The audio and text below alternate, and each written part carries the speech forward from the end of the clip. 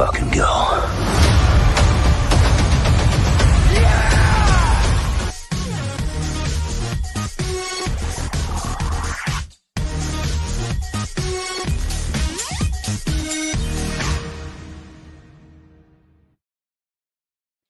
All right, welcome everyone. We got a lot to talk about on State of the Atmosphere tonight. We got the first glance at Skeleton Crew, the newest Star Wars series. Just dropped the first 2 episodes of that. Plus, we have got a bunch of movies coming out this month. A whole lot of them. We'll go over those too. And we got the Sweeney Spot during the pop culture update. All that and more tonight on State of the Atmosphere.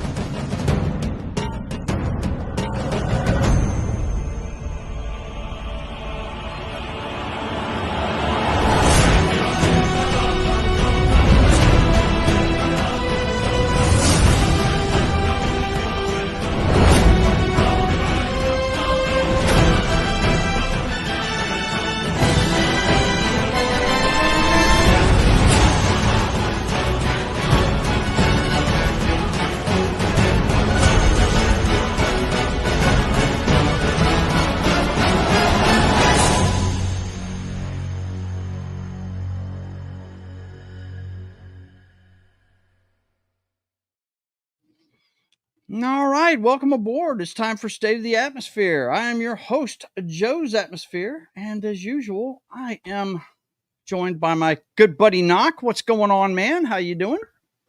Oh, good. Yeah, just taking a nap through that ridiculously long and getting longer intro.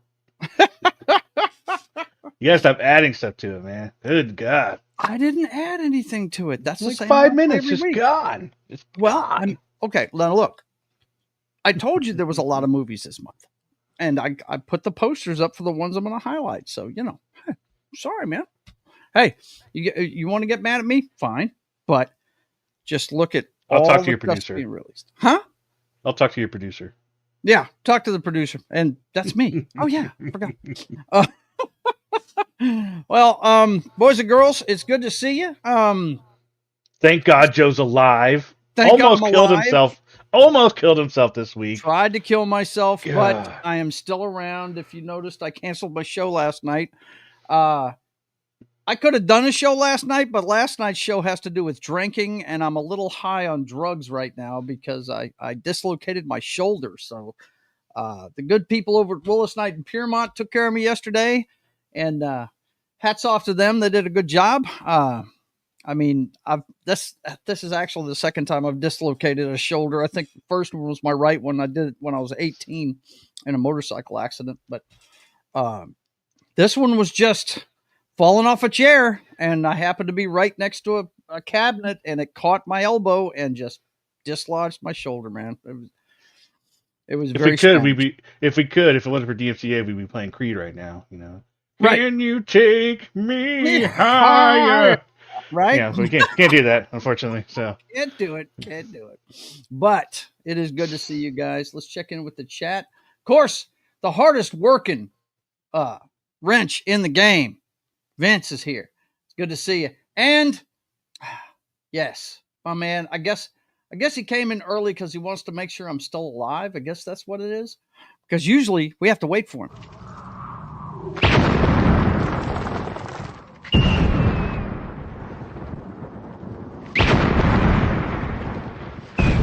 There are some who call me Tim. That's right. Tim is here. Let's see, where is it? There he is. He's saying hail to everybody. Also in the chat, Knock is talking to everybody. I don't know let's see. I feel like this intro is getting longer and longer. No, I mean, it was long today because yes, it went over a minute. Usually I try and keep that little, the one specific to the episode. I try and keep that under a minute, but we had so many movie posters to throw up It just went for a while. And apparently you're not alone, Knock. Vince thinks it's getting longer and longer too. I am feeling good. As long as I don't use this arm. I mean, I And feel I'm feeling yeah, good. Bam, bam, bam, that's bam, it, bam. man. That is it, exactly. I mean, they gave me some good stuff. I'm not sure the name of the stuff I'm on, but it works. Look, you take one pill, and for 6 hours you're zooming. And I just took one, guys, about 40 minutes ago, so it's It rhymes with right oxen. about now. Perfect timing. Of course, Tim says break a leg. So anyway, it's good to see you guys. And look at Vince, walk it off, be a man. Yeah, I am a man, dude. I am a man. But hey, you know, I injured myself at work, so they're not going to let me work for a while, not until I get through all the stuff. So I can't drive on this stuff or anything, and I have to be able to drive these guys to their meetings and stuff when I go. So yeah, I'm out of work for the rest of the week. Hopefully I'll be back Tuesday over there.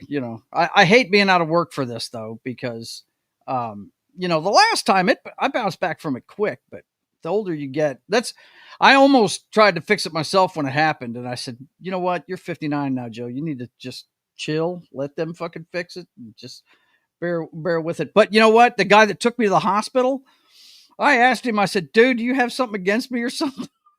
Because he made a wrong turn off the freeway and drove through the city and ended up driving through a neighborhood with these huge speed bumps. And I'm like, man, are you serious?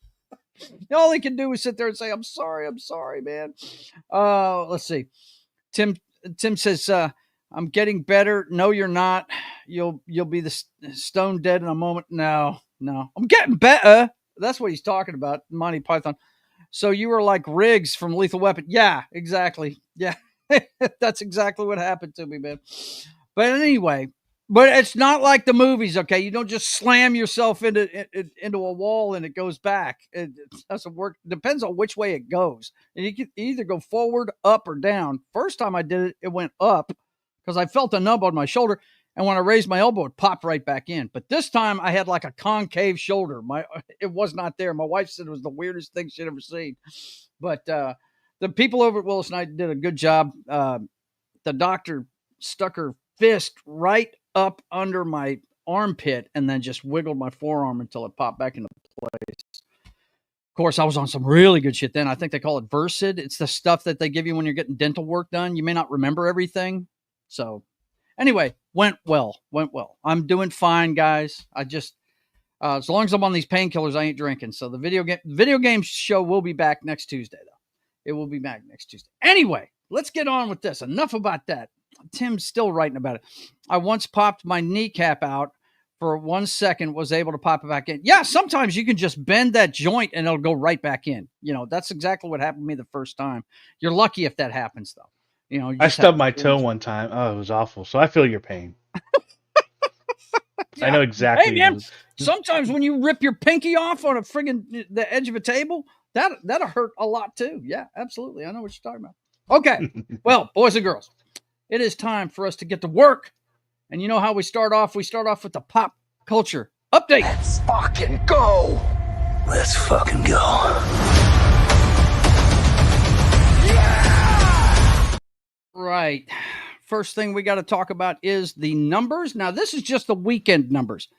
That would be November 29th through the 1st. All right, that 3-day weekend. And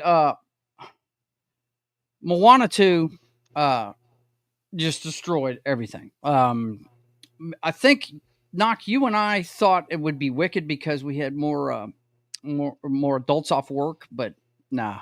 It being in its second week, Moana just destroyed it. And then Wicked, of course, came in. Go ahead. Doc. No, I'm sorry. You're correct. You're right. Yeah. And then, John's the one that said he thought Moana 2 would do it. And then Wicked came in second with 81 million. Now, these are just domestic numbers. We're going to talk about the other numbers here in a minute. Gladiator came in third, 31 million. And I believe they released this at the right time for this film, I think, because it's kind of riding the coattails, wouldn't you say, Knock, of Wicked? It's not a it's not the Barbenheimer effect, but people are still, I think a lot of husbands are going to see Gladiator. I've heard the you know. reference to Barbieheimer. Yeah. Sure. Right. But Red One, 12 million. It's not doing near the numbers the rest of this stuff is. And the best Christmas. I think that'll have a little staying power though. Yeah, it's going to keep going through Christmas. I don't know. Look, look what's look what. Yeah, it's not going to. I'm not saying it's going to blow up, but right, no. I mean, it's a Christmas movie. Not everyone wanted.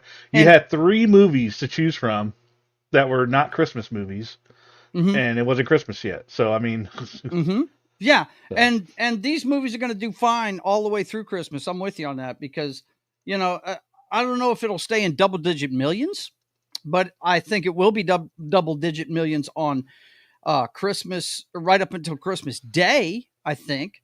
But and best Christmas pageant ever is just that's where it drops off, 3 million right there, boom. But yeah, I think the Christmas themed movies, and we're going to talk about this when we get into the upcoming movies for December. This is the episode, it's the first week of December. We're going to talk about and you talk about a bunch of stuff on the slate that has nothing to do with Christmas. Matter of fact, they should have come out back in October, if you know what I mean. Some of these things. One of the most anticipated movies of the year, Nosferatu, is coming out Christmas Day. Most anticipated for some people. I said one of the most. I didn't say it was the most. I said it's one of the most. But some of us are big vampire fans, but I'm not going to see that on Christmas Day. I don't understand the timing of that. I really don't. It's really strange. And it's something I think that may hurt that movie. But we'll see what happens. Anyway, what you really need to look at, though, is these friggin' 5-day numbers from the 5-day opening weekend. Chihumania at the box office. Moana 2 makes $225 million. 5-day opening. Is best 5-day and Thanksgiving ever. Wicked wows with 118 million, and that's added to the what did it make the opening weekend? I think it was 114, right? So it's moving right along. And then Gladiator made 44 million, and that's as of Monday. That's how all of them did through the 5-day weekend. And we're talking about Wednesday before Thanksgiving all the way through Sunday. So, yeah, Moana just knocked everything out of the park. And it's not surprising. The reviews of it, I've heard that it's not as good as the first one, but it's okay. You know what I mean? But I've never seen the first one. Have you seen the first one? Yeah, it's a good movie. I haven't watched any Disney animated stuff since the kids grew up and got out of the house. So, haven't really watched any of those. Let's see what they're saying in the chat. Tim says, as long as Bill Clinton doesn't feel your pain. Oh, God, no. Please, no. How sad is Hollywood nowadays? I don't care for any of the top 5 movies. I'm not the same as you on that one. I really was looking forward to seeing Wicked. But the other 2 movies that were out on Thanksgiving, Moana and Gladiator, I was not interested in it at all. What happened to the classic Christmas movies like Die Hard? The Long Good Night. I think he means The Long Kiss Goodnight. But yeah, I think that Moana's going to do well all the way through Christmas, man. But we're going to get into the rest of the movies come out around Christmas, but none of this is surprising. I think the most surprising thing is that Gladiator is actually making more than 10 million a week, because I really wasn't even interested in that one. And if you missed Knox's review on it, go back and watch that. He gave us a real good review on it. So I actually put a short out about that one today. But Wicked, I think, is going to have staying power. I think it's going to keep going all the way through the holiday season. And I think Moana is too. Now, Gladiator, I expect that to just fall off a cliff this week. What do you think, Doc? You think it'll keep making money like it has been? Or Yeah, we'll see. Yeah, I don't know. It's hard to tell, right? Because you had the two kids, kind of more kids movies. Yeah. That was the priority for that. So maybe it'll be the adults getting a night out and going to see Gladiator. So Right. Well, here's the thing. Here's the reason why I think it's going to drop off. It's because, man, and I'm going to get into it here in a little bit when we get to that part of the show, but we have got a bunch of movies coming out that are tailored to adults that are probably going to be a lot better than that one. More news about Wicked, though. It is already being awarded. Wicked named Best Film of 2024 by the National Board of Review. The film is also recognized for 2 more honors, 3 in total. Best Director for, I love that Helmer. Really, Helmer? Sounds like Homer, like Simpson. John M. Chu. And Special Spotlight Award for Cynthia Erivo and Ariana Grande. Creative collaboration. Special spotlight, huh? Okay. Well, all I know is I enjoyed both of their performances in the show. And said it last week and I'll say it again. If you want to see what old Hollywood productions look like when they hit the screen, go see that movie, man. It's really impressive what they put on the screen. It's one of those films where any frame from the film strip you could frame and put on the wall. You know what I mean, Knock? It's that pretty a movie to watch. It's really cool. Let's see what we got next here. Oh yeah. Quiver Distribution acquires. I don't want to go too far away from the box office there, Joe. Sure, absolutely. Go. You like to see the domestic stuff. I like to see the worldwide stuff. Okay, well let me pull that up for you then. Hang on. I have it. Take me. Oh, you do have it? Okay, gotcha. Go. Mm-hmm. Mm-hmm. So I just wanted to point out this is the for the year, right? Mm-hmm. Worldwide. Right. Of course, you got Inside Out 2, Deadpool, Despicable Me, almost making $1 billion. Mm-hmm. So number 9 in 2 weeks. It's Moana 2 already. Yeah. 423 million. Right. And then in 1 week. Number 12, you got 372 million for Wicked. Mm-hmm. And Gladiator 2, worldwide, anyways, not that far behind Wicked. Yeah. At 325 million. So yeah. There you go. That's not bad for worldwide. I like to, like I said, I always like to see the big number. Yeah. So Thanksgiving, they look, all 3 of those. First of all, none of those movies are in the same class. In other words, people that are interested in Wicked probably won't be interested in Gladiator 2. You know what I'm saying? So there was a lot of broad areas being covered in that one. Kind of like when Barbie and Oppenheimer came out. Oppenheimer was a nonfiction, biopic, right? And Barbie was just a total farce, right? It was a comedy, right? Let's see. Oh, good to see you there, Bo. My nephew's in here. Good to see you, man.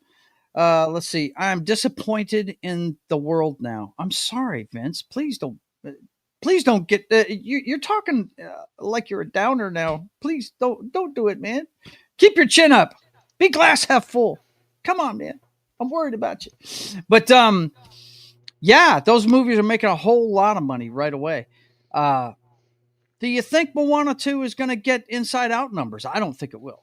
I don't think it's going to make that. Do you think it will? Hard to tell without seeing it, right? It's hard. It's hard to tell. So if I remember correctly, it got it within 20 days. If I'm not mistaken. Yeah, it was the fastest to get $1 billion. It was fastest to $1 billion. So I think that'd be a lot. In its hindsight, of course, I think it'd be a lot easier to tell after this weekend. Yeah.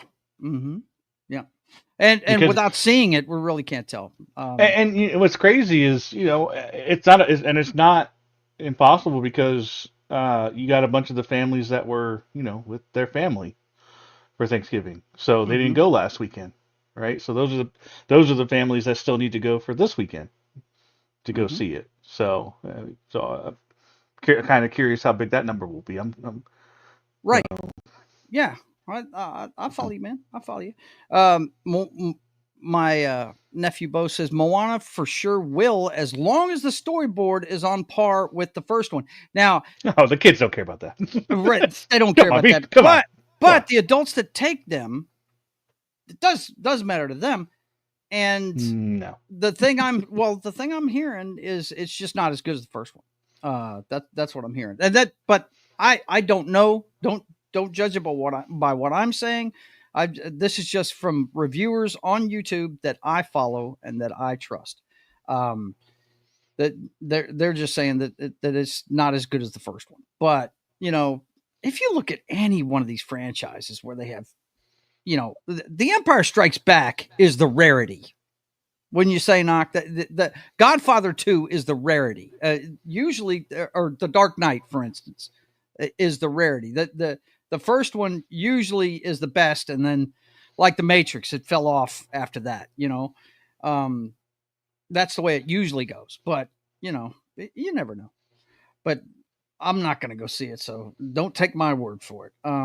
Vince says, the glass was half full before I had to take a shot. Gladiator 2, 300 million. He's rolling his eyes.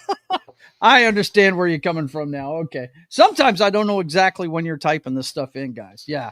I'm with you on that. 300 million for that flick? I mean, to be fair, they were banking on the popularity of the first one. So right. They tricked a lot of us. Yeah. And they definitely, from what I saw in the trailer, they definitely tried to use a lot of the same material. I mean, him playing with the dirt and strength and honor. Yeah. No, they showed that dumb scene like 5 times in the movie. Like it's just like wherever he was, he had to be contemplating his existence. Right. In every other scene, it was so dumb. It's like, dude, come on. So he's Socrates, the killer. Is that what it is? That was the opening scene when he was doing it with some grain. Right. I was like, I'm sure there was something where he was walking through the field and putting his fingers across the grain, right? No, not him. They showed that later though. Okay. But I think it was a remembrance thing.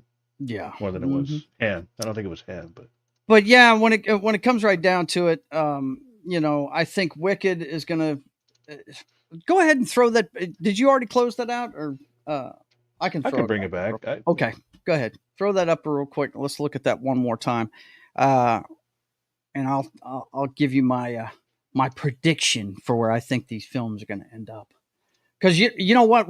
Like I said, when we get done with the pop culture update and check in on Girlfriend, we've got a lot of movies to talk about here. And scroll back up to the top real quick. I wonder why it's doing that. But anyway, Inside Out's 1.6. I don't think anything that's coming out this year is going to do better than that. I don't think it is. No, I don't think Wicked's going to get that number. I don't think Moana's going to get that number. And really, I'm really basing this on the fact that they're coming out at the same time. Everybody's not going to go see 3-4 movies. You know what I mean? They're going to pick the one they want to see and go see it. And I think Wicked is going to be probably around the Dune 2 part, right? Because Wicked is like Dune. Wicked is a niche thing. It is a niche thing. Yes. It's not an everybody kind of thing.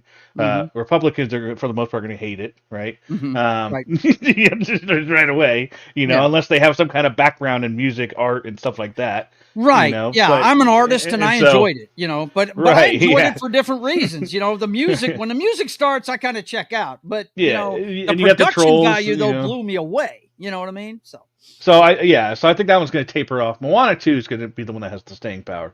I think it easily makes $1 billion by that time. Will it get $1 billion in 20 days? No. Again, yeah. And I don't even think it'll get. It's hard to see because it would have to do. It would have to be around the same, right? Well, at least it could probably drop like 100 mil over the weekend, right? So get 300 mil this weekend. So that would put it at 7, and then it would have to do that again the following week, right? I don't think it's going to do 600 mil in the next 2 weeks. No. I think it could do that in the next month. Mm-hmm. Yeah. So in 4 weeks from now, it could. I think 3 it or hits 4 $1 weeks billion. I just don't think it matches Deadpool and Wolverine. I don't think it does that. But that's I think. Well, yeah. Well, I think by the end of it, it'll get close, like 1.2. Yeah, or something like that, especially near the yeah, end of it, because it's gonna be in the theaters for a while. Like yeah. Deadpool was It is. in But theaters here's for a the while. problem: they've got another one coming out in Mufasa. So like I said, we'll get into it whenever we get to the movies that are coming out this month. But I don't know if those that live split's going actions to be have been as split. well received. I don't know. Live action. I love it when people call the Lion Right, King that's the movies problem. live Like action. it's right. That's the problem. But that's what they're calling it. So I I mean, do know. you see Lion King on the top of this list? No, no, no, no, no. It's not. So I mean, and But I'm not it's talking about gonna. the first But one, it's but I going mean, to take away from Moana piling up nah. because people are going to go see that too. I think the people that have seen it would have already seen Moana 2. I think Right. if you had if kids had the choice between Mhm. Moana 2 and Mufasa, who they They'd don't even probably know who go that see Moana is. too because it's an actual animated show. Yeah. Um. Greetings there, Martin Acosta Centena. He says, "Hello, Joe." And you know what, Martin? This would be the perfect day for me to talk as Droopy Dog the entire show because I'm high as fuck. But I I'm can not see the gonna. drool. I'm not gonna. Yeah, right. But I'm not gonna do that. Gladiator But 2, anyway, good to it's see it. going to be lucky to get 500 mil. I think. I Yeah, think it'll just tap out at it's 500. fixing to drop off a cliff. Kevin Davis is here as well. He says international audiences will push Mufasa, the That's Lion King, true. to $1 billion or more. I believe that too. I think Mufasa is going to get to $1 billion. He says Paramount Pictures should have moved Sonic 3 to a different date at the box office. Oh yeah, that's I don't coming too. know. I think it's going to do just fine. I think that one's going to do just fine as well. It definitely seemed like they stuffed in a lot of movies in this last month. All of a sudden, Dude, this last month's got a ton, and we'll get to that. We'll get to that. But let's go ahead and wrap up the pop culture update first, and then we'll get to that. Let's see. Martin says, I was going to ask, how's does your shoulder feel? But I think you already answered that. Yeah, I did, Bubba. And I'm if you guys notice, I may be kind of scattershot today. I may stammer a little bit because I am high as hell yeah, right yeah. now on some If you got any painkillers. articles, So. you want me to read the articles, Joe? You know, It's not that bad. I can read big script. It'll be fine. Anyway, somebody who I'm really hoping Star Wars doesn't you know the ruin her entire career. Daisy Ridley, she's got a new movie coming out. It says here, Quiver Distribution acquires action thriller Cleaner, starring Daisy Ridley and another one of my favorites, a guy I think I should have been James Bond when he was younger, Clive Owen. This one's coming out on February 21st of 2025. Says here it's set in present day London. Cleaner takes place in and around and on the side of Canada Square, one of the UK's tallest buildings. The film watches as a group of radical activists led by Owen take over an energy company's annual gala, seizing 300 hostages in order to expose the corruption of the hosts. Their just cause is hijacked by an extremist within their ranks who is ready to murder everyone in the building to send his oh god, I can't pronounce it. Anarchic? Am I saying that right? Message to the world. It falls to an ex-soldier turned window cleaner. Oh my god, really? It's Die Hard. And she's Bruce Willis. Wow. Okay. So that one's coming out on the 21st of February next year. Of course, I don't know if you know I this wonder or if she'll not. have a catchphase, like Yeah, right. something to say when you're about to. Yippee ki motherfucker, Yeah, something like that. Yeah. Yeah, I'm kind of curious. Who the hell knows? I just, I think she's a talented chick, and just, those Star Wars movies didn't do her any favors, especially the last one. When they had They didn't that do thing, anybody any favors. right? Exactly, it didn't do anybody any favors. But the whole thing where she had the vision about the dark ray thing, that I dug that. I thought that was cool, man. It We gave were robbed. We were fucking robbed of that. That yeah. was in a trailer, and Mhm. everyone was wanting something like that to happen. It turned out to be a fucking little vision for 2 Yeah. seconds, and then it was gone. It was like, that's Yeah. such a tease. It was bad. It was bad. Kevin says, do you think Warner Brothers going to have a comeback in theaters? Could be. They have more misses than they do hits. I mean, Yeah, that's for you sure. got- But they've got Superman coming out next year, and we've got something an article coming up about that too. But they do have Superman coming out this year, so I'm going everything on a tangent, hinges on that. Going on a tangent. Okay, go. Not tangent, but just what you got. So this is I did see that question from Kevin.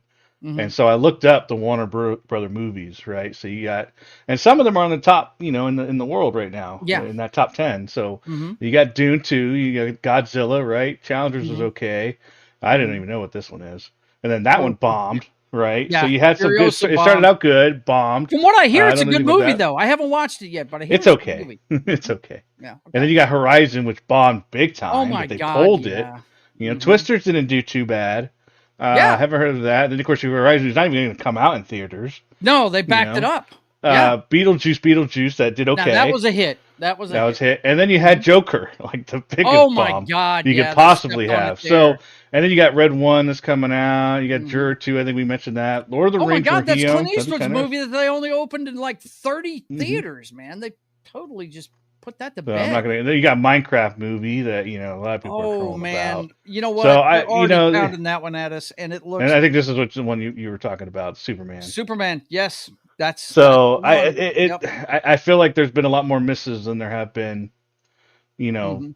good movies. But there are some there, right? They've got good properties. You look, Godzilla Yeah. and Kong is going to always do them good. Minecraft, oh my God, they're pounding that at us really early here, and that usually means they've got a piece of crap on their hands and they know it. Yeah, Really, it does. Have you gone to a movie here lately where you didn't see that trailer? I mean, it seems to be open in every movie. I like the cast though.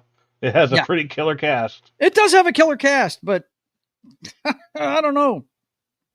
I don't think I can take Jason Momoa in a pink jacket. I just don't know, man.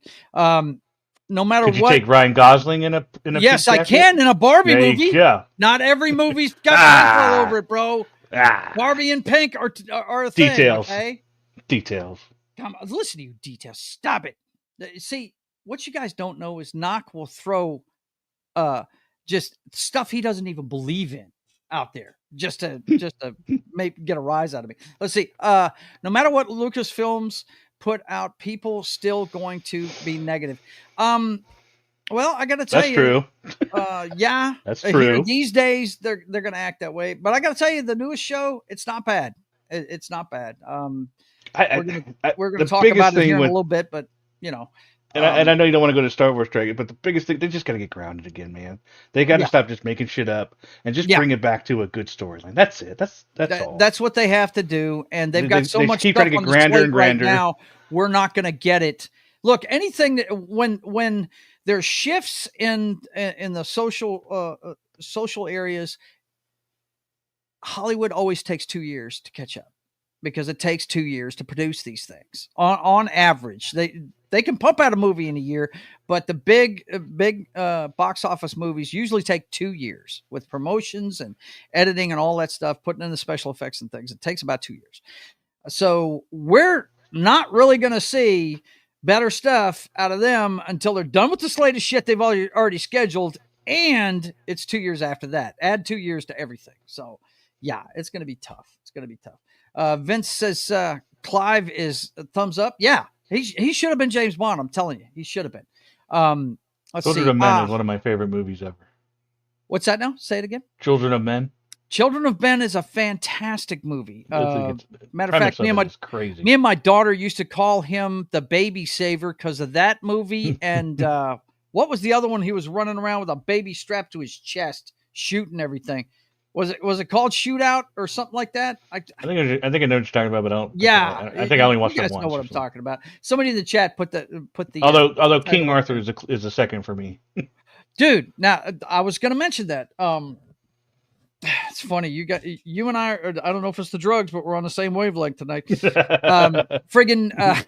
Excalibur is the measuring stick for me when it comes to the Arthur legend and movies about it. But much like, oh God, the British guy that made the Batman movies, Christopher Nolan, how he said, if Batman were real, what would it look like? And he made that trilogy. If Arthur was real, what would it look like? Yes, that fucking movie, King Arthur, is my second favorite Arthur movie, and it, it's loosely based on the legend. It says if it was real, what would it look like? And it's fantastic. If you guys have never seen, first of all, I'm in love with Keira Knightley. Okay, I just think she's awesome. But Clive Owen plays Arthur in it. A bunch of people when we didn't even know who they were. Mads Mikkelsen's one of them, right? Come on, Joe. We got to do it. IMDb up in there. Okay, yeah, I'll pull it up. Yeah, absolutely. Look, I'm all about highlighting stuff that we love, dude. Yeah. I'd rather do that than talk about bullshit. Yeah, if you guys have never seen King Arthur, this movie is worth a watch. Was that early 2000s?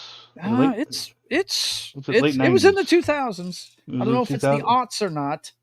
Let's see, 2004. 2004. That sounds right. It's called King Arthur, and it's called Abide. right. It's called Abide. I can't get away from Earth Abides. But anyway, King Arthur. It's got the guy that plays Lancelot. He was in Fantastic Four. He played Reed Richards. He was the first guy to play Reed Richards in the. I forgot I haven't watched this movie in a long time. Oh my God, it's got such. I gotta watch it again. The late great. Hang on, let me go down here to the cast. We lost Ray Stevenson last year. Yeah. I forgot. Oh my goodness. Yes. Yeah, it's so long. Clive Owen plays Arthur. The guy that plays Merlin, you're not going to recognize because he's so painted up. But it's Stephen Delane. Of course, Keira Knightley is Guinevere.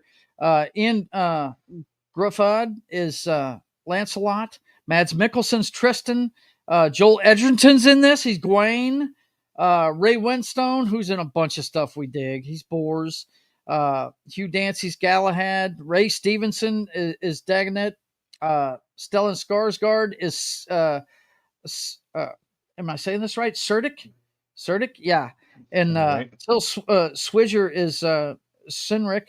And they're the Vikings that invade from the north on the British Isle. If you guys have not seen this movie, it's basically if Arthur were real, what would it look like? And he's actually a Roman officer that is based in Britain. Now, at one time, most people know this, the Romans really had occupied the planet damn near, and they had occupied the British Isles, and they were fighting the native Britons, and the native Britons were being invaded from the north by the Vikings, and that's the time period that this movie takes place in, and it's all about him and his Sumerian knights. Now these guys, they were taken as children and trained to be officers. They're the most feared warriors in all of Rome. Okay.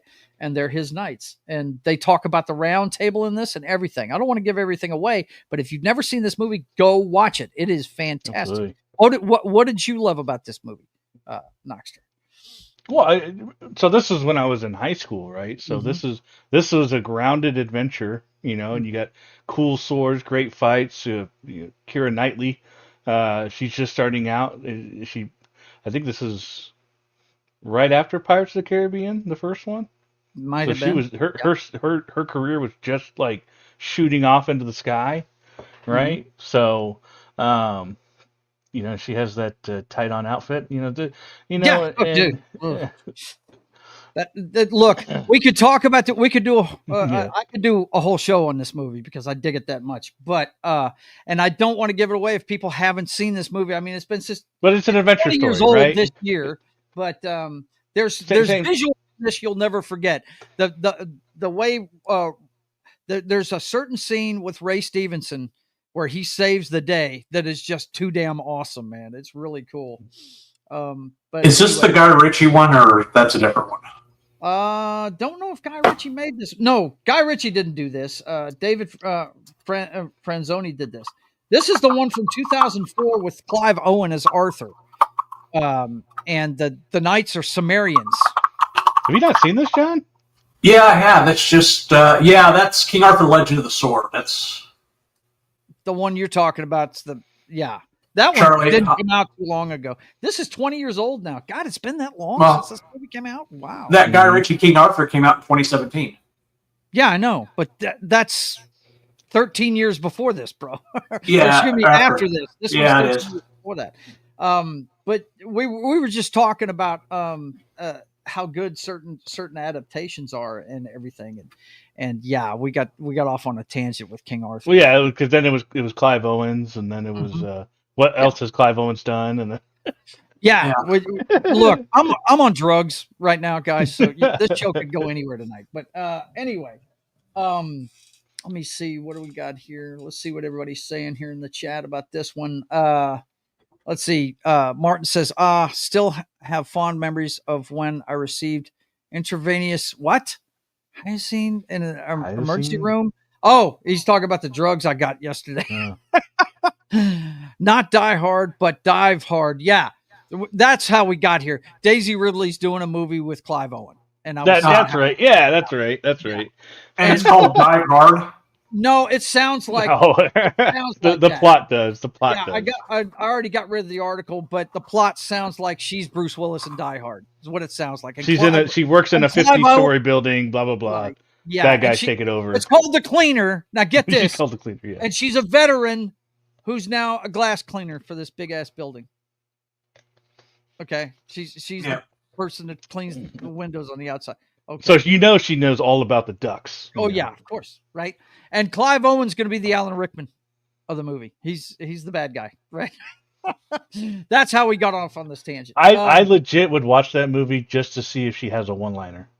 Yeah, for sure. Oh, I'm going to watch it. that would be the only reason I'd be interested. Up that article is I like Daisy Ridley. I wish I'm kind of hoping that her career takes off at some point. I always forget the one movie she's in with Tom Holland, but that was an interesting movie for sure. And I haven't seen that yet, but you said it was decent, right? It's decent, yeah. I mean, think of the concept, the sci-fi movie where they can hear each other's thoughts, right? But there's no women, right? It's just men, and the men can't control their emotions that appear on their face. They wear their emotions on their face, like it's.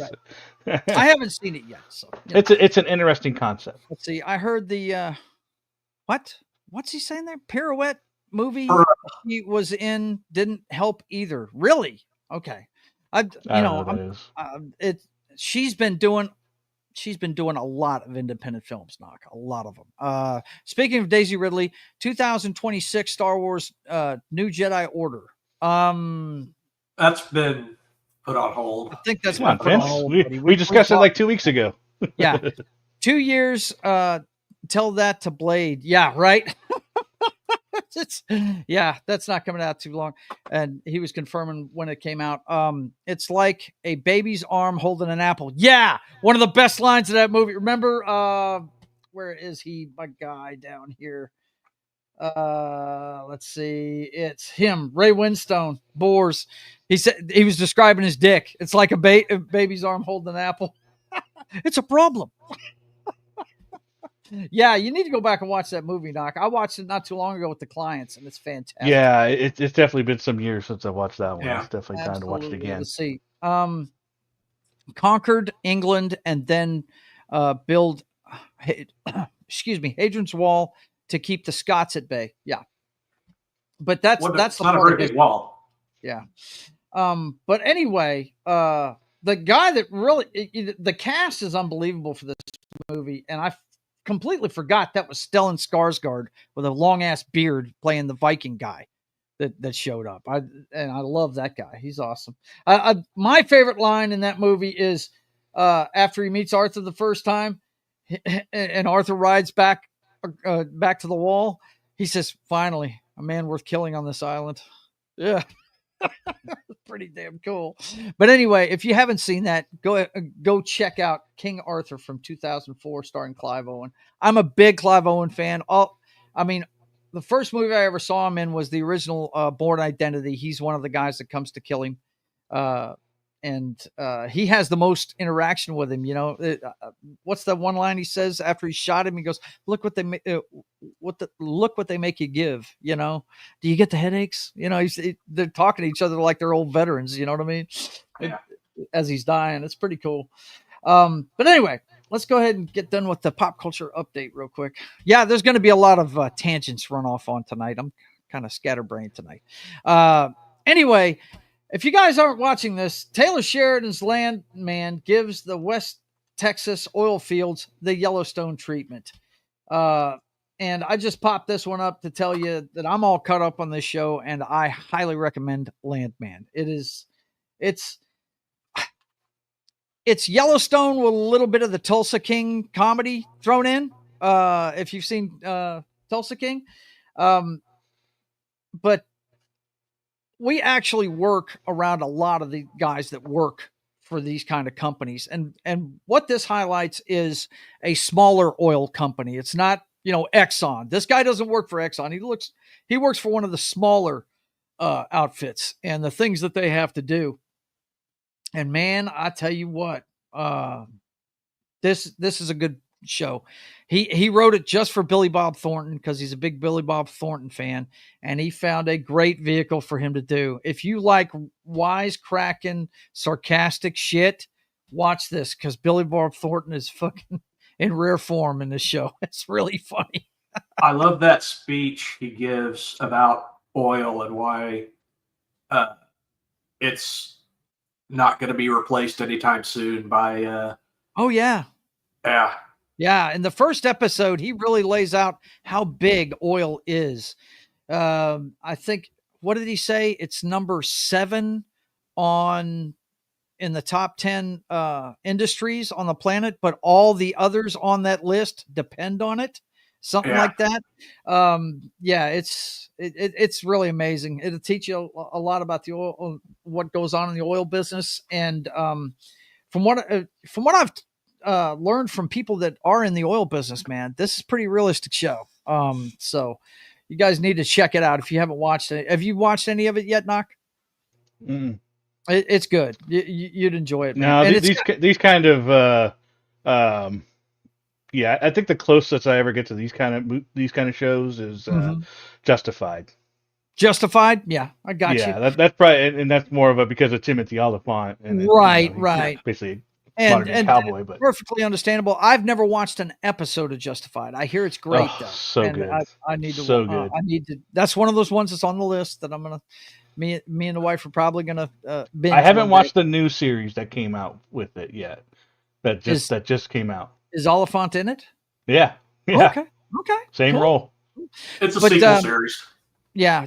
John, what did you think of Landman, what you've seen out of it so far? Are you caught up on it? Or? No, I'm not caught up. But yeah. I definitely like what I've seen so far. And like I said, that whole thing about his speech about the, that line about if alternative energy was profitable, Exxon would be making mirrors and and putting up windmills everywhere. Yeah. Absolutely.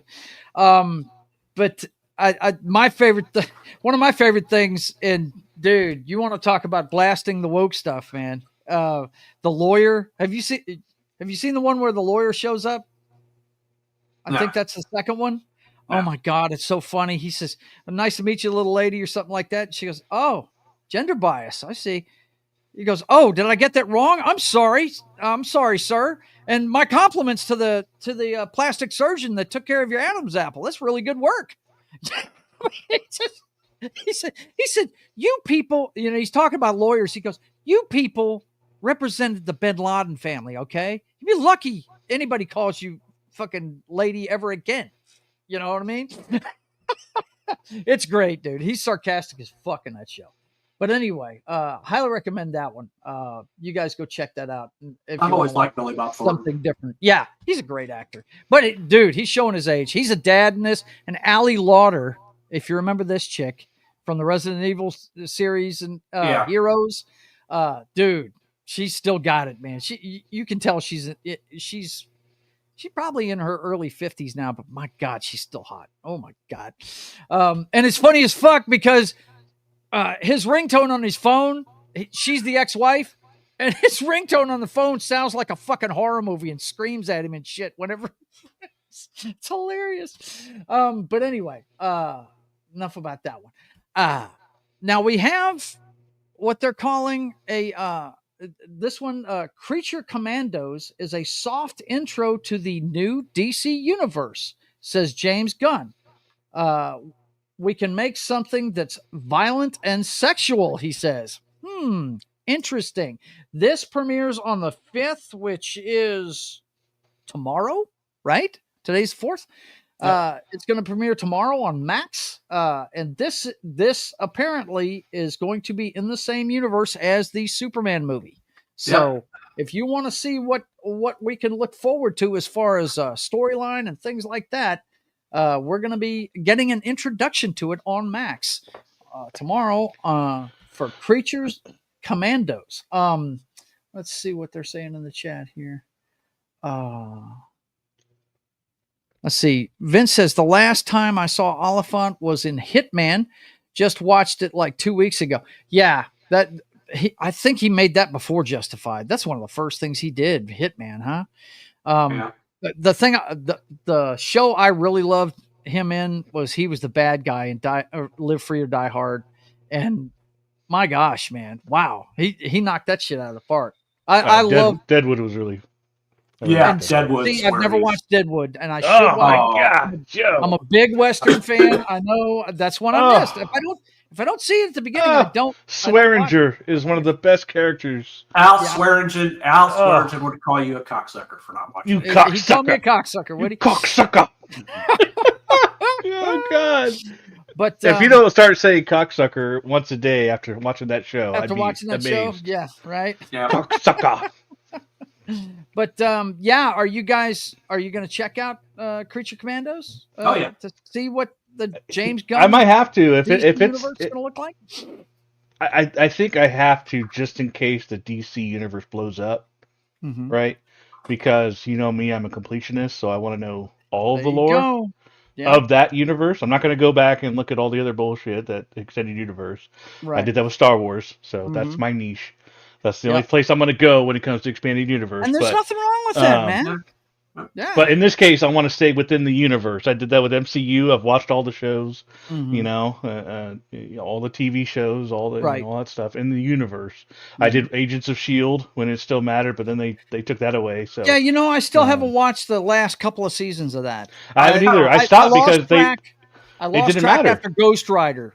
That's when I lost track of it. They took it out of canon, so it didn't matter anymore. So I didn't feel the need to keep watching it. And then what was it, Defenders after that?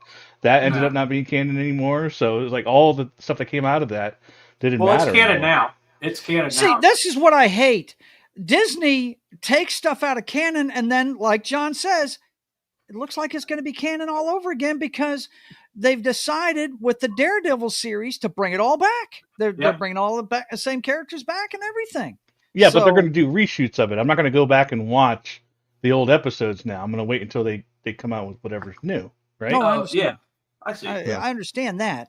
I'm just saying, like, okay, for instance, your favorite guy in the world, Grand Admiral Thrawn, they had said that all of that wasn't canon anymore. And then they bring him into the new stuff. He's too good. I don't know. Well, what I don't understand is why would you even cut that out? Why wouldn't you keep that and just say, "Hey, look, it has something to do with something else"? Or well, the problem you can't because in order to keep Thrawn, you'd have to keep all the story aspects that came with it, and he was heavily involved in the storyline after the events of the movies. So, and that includes with the main characters being. You had Han Solo and Leia, and they were going after, or they were getting chased after by a clone of a Jedi Master who was after Leia's twins. Like that was the purpose. Like the whole purpose of him going after them was that he wanted to train the Jedi twins into his twisted little mind. So without that factor, and so it I think it had too much of an effect to where you can you can't bring Thrawn with his brilliance without having all the things he did while he was in there. Right. So you just have to start over. You had to start over. I guess I'm thinking more broad strokes, man. I'm thinking, I know you're frustrated that they cut all that shit out. and they should have kept it. I guess is what I'm trying to say. Well, yeah, because you know, Chewbacca's death was the most epic thing ever, and they could have right. showed that. Yes, it was. Mm-hmm. So, yeah, I just think it's dumb. Why take something that was profitable and just totally exclude it? Because Disney wanted to put their stamp on it. I know exactly why they do it, and I think we've chronicled how they shit the bed more often than not when they do this. Yeah.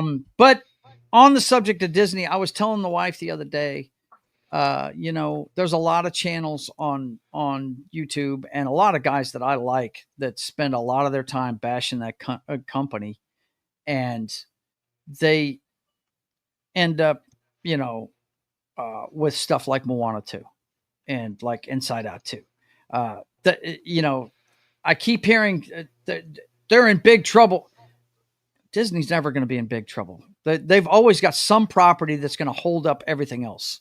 You know what I'm saying? So, you know, if you're looking for the demise of Disney, that's not coming anytime soon. It's just not. I mean, we've seen, just look at Marvel. The MCU has had a bunch of failed projects all the way through it, and then Deadpool and Wolverine shows up and knocks everything out of the park. You know, so. And say what you want about the Star Wars movies. They made over $4 billion. Yeah, they did. They did? They did. It still didn't pay for what they paid for Star Wars, though. No. They still haven't made their money back on Star Wars. That's because George is a smart motherfucker. But anyway. Last thing in the pop culture update, Knock was telling me about this show. Thought it looked interesting. And it's coming on Hulu. It's a mini series, and it's called Interior Chinatown. Background actor Willis, and actually he plays a background actor in the show. Willis Wu witnesses a crime in Chinatown while working on a TV show. As he investigates, he unravels a criminal web and experiences life in the spotlight he had dreamed of. And the main reason why he mentioned this is because one of the hottest chicks walking the planet is in it. Chloe Bennett from Agents of S.H.I.E.L.D. So that's why he had me bring this one up. But what intrigued you about this one besides her, man? I think you got to work your magic and do the trailer, and then I can explain it better. Okay, no problem. I can make that happen, my brother. Let's see. If I can get Angel Soft off the screen, I can do a lot quicker. Let's go ahead and bring up this. Where is it? Bear with me, boys and girls. But yeah, I'm a big fan of Chloe Bennett. She does look a little bit different these days. Let's see. What's it say? Did not shut down properly. Run normally. Just come on. Give me a break. I may have to. There we go. All right. I'm going to have to stop sharing that and move it on over here. Let's see. We got this and that. What are you eating, John? Pizza.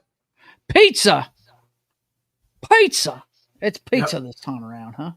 Is that a Halloween bucket behind you there, sir? Yeah. Halloween bucket? What? I see the pumpkin. Look at the pumpkin. Yeah, he's still working on that candy. That's good to hear, though.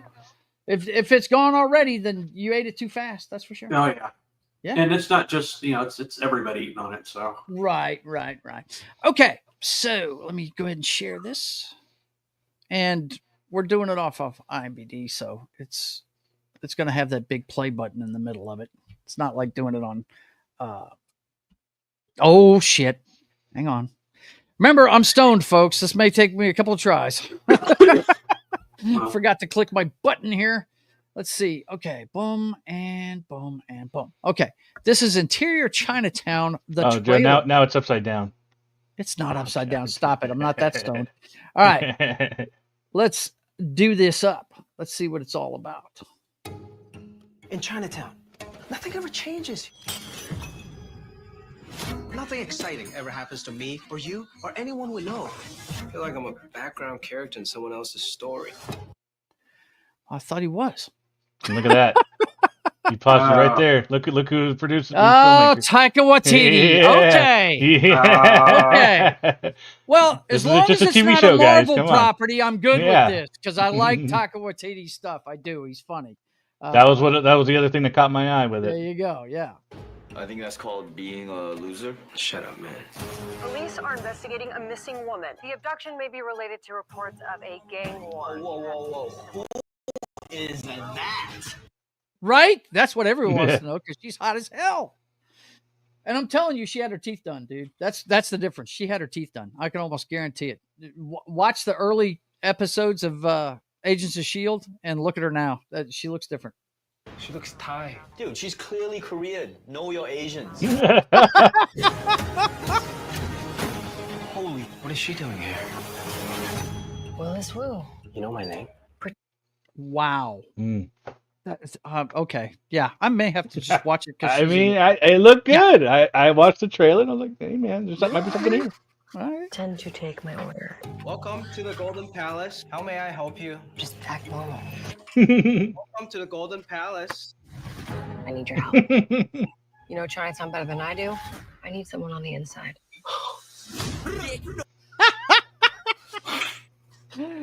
Instantly wrapped around her little finger, right? What the hell, man? Get in. There's something in Chinatown. The pattern of incidents I don't yet understand. That's my brother. He's been missing for 12 years. He was Wow. Ooh. Okay. The plot Now we got a thickens. little. Yeah. What the hell? Missing for 12 years? Huh. Interesting. working with us. So, you're going to solve this? We are. We? We work together. You're I dating like how he has the cuts on his face. anyone. Just friends, but it's complicated. That's the best. That's the best. Oh my goodness. Oh my god. Oh, he's just thinking about how fine that chick is. That's awesome. Kind of relationship. Let me tell you this. You are getting involved with things you don't yet understand. I don't know what's going on, but weird things are starting to happen. What the hell? Oh, he's in it now. In what? There's got to be a different angle. And if we find it, And I can find out what happened to my brother. So there's a fine chick with a mystery. I like it. I like it. Yeah. I like it. I don't want to lose another son. If you want to be a part of this, why not be the hero? Guys like us don't become the hero. Then what are you training so hard for? In Chinatown, He's training hard, both of them boy. break out any moment. Uh-oh. We got martial arts too? That's what I'm Yeah. talking about. Hell yeah, man. Look at him flinging the phone at this guy. We're close. Who are you? you have to go, Willis.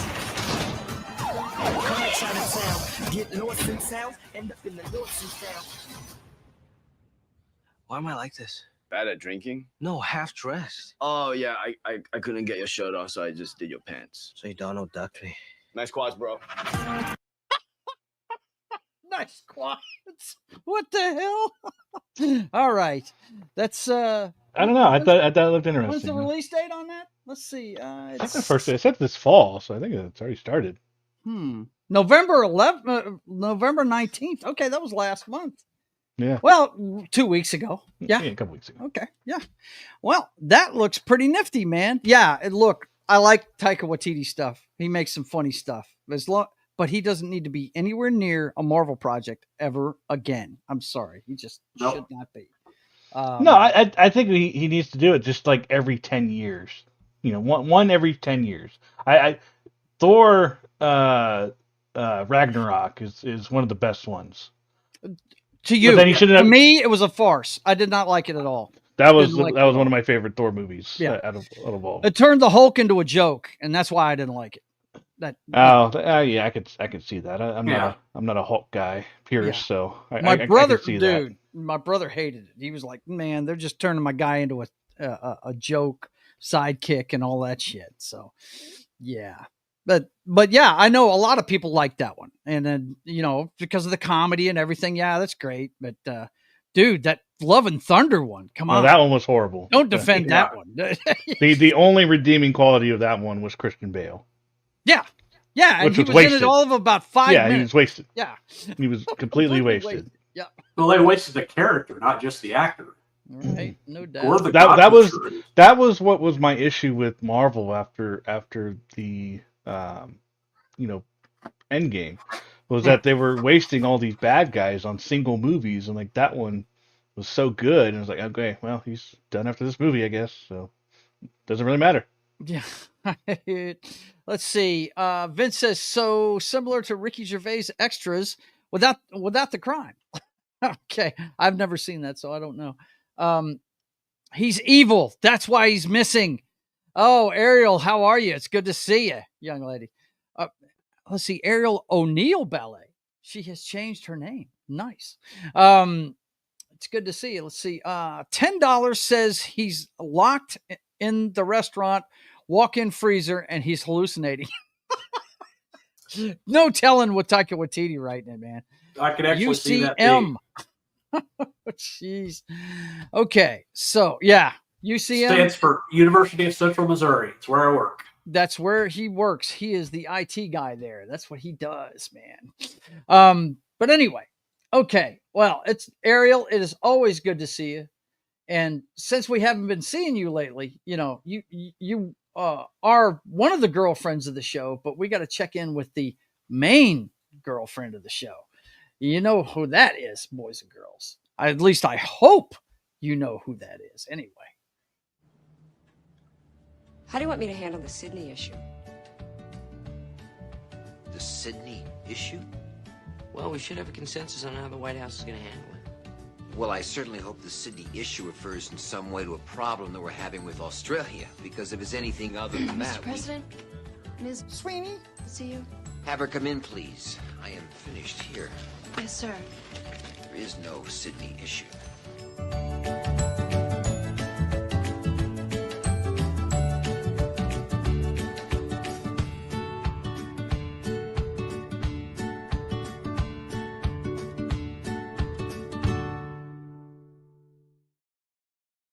That's right. It's time for the Sweeney Spot, boys and girls. And there's really not much going on today in the Sweeney Spot. We did have her on a couple of lists this week, though. Let me see. Go ahead and pop this up here. This is from the Hollywood Reporter. They gave us a list of the Hollywood Reporter's most powerful women in entertainment. And she ended up on this list this time around. And I'll have to scroll down till we find her real quick. A lot of the people at the top of this, the first one you actually know, she's about fourth down, is Jennifer Aniston. The rest of them are all producers and stuff. Yeah. But let's see, where is Miss Sweeney at? Let's find her real quick. God, I thought that was the race car driver right there for a second. Danica Patrick. Let's see. I don't know where she's going to be on this list. I could be scrolling for a while. But she's the most influential actress in town as far as I'm concerned. Let's see. Let's check it out. Let's go down here.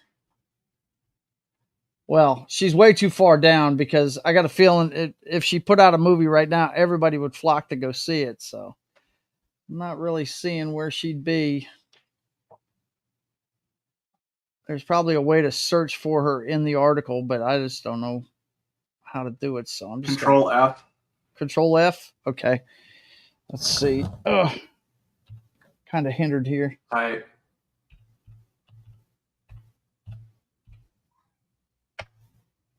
she is. There she is. Okay. And it looks like she's 81 through 90. She's somewhere in there. She should be a lot higher than that, I think. Because she's producing a lot of her own stuff now. That's where she ranks in there. So go to Hollywood Reporter and tell them how stupid they are. No, I'm just kidding. The other one she ended up in, and I want to go through this one at a time because it's only top 10. Sydney Sweeney leads IMDb's most popular stars of 2024. Glenn Powell tops breakout list, and they've got the gallery here. She's number one. She is the number one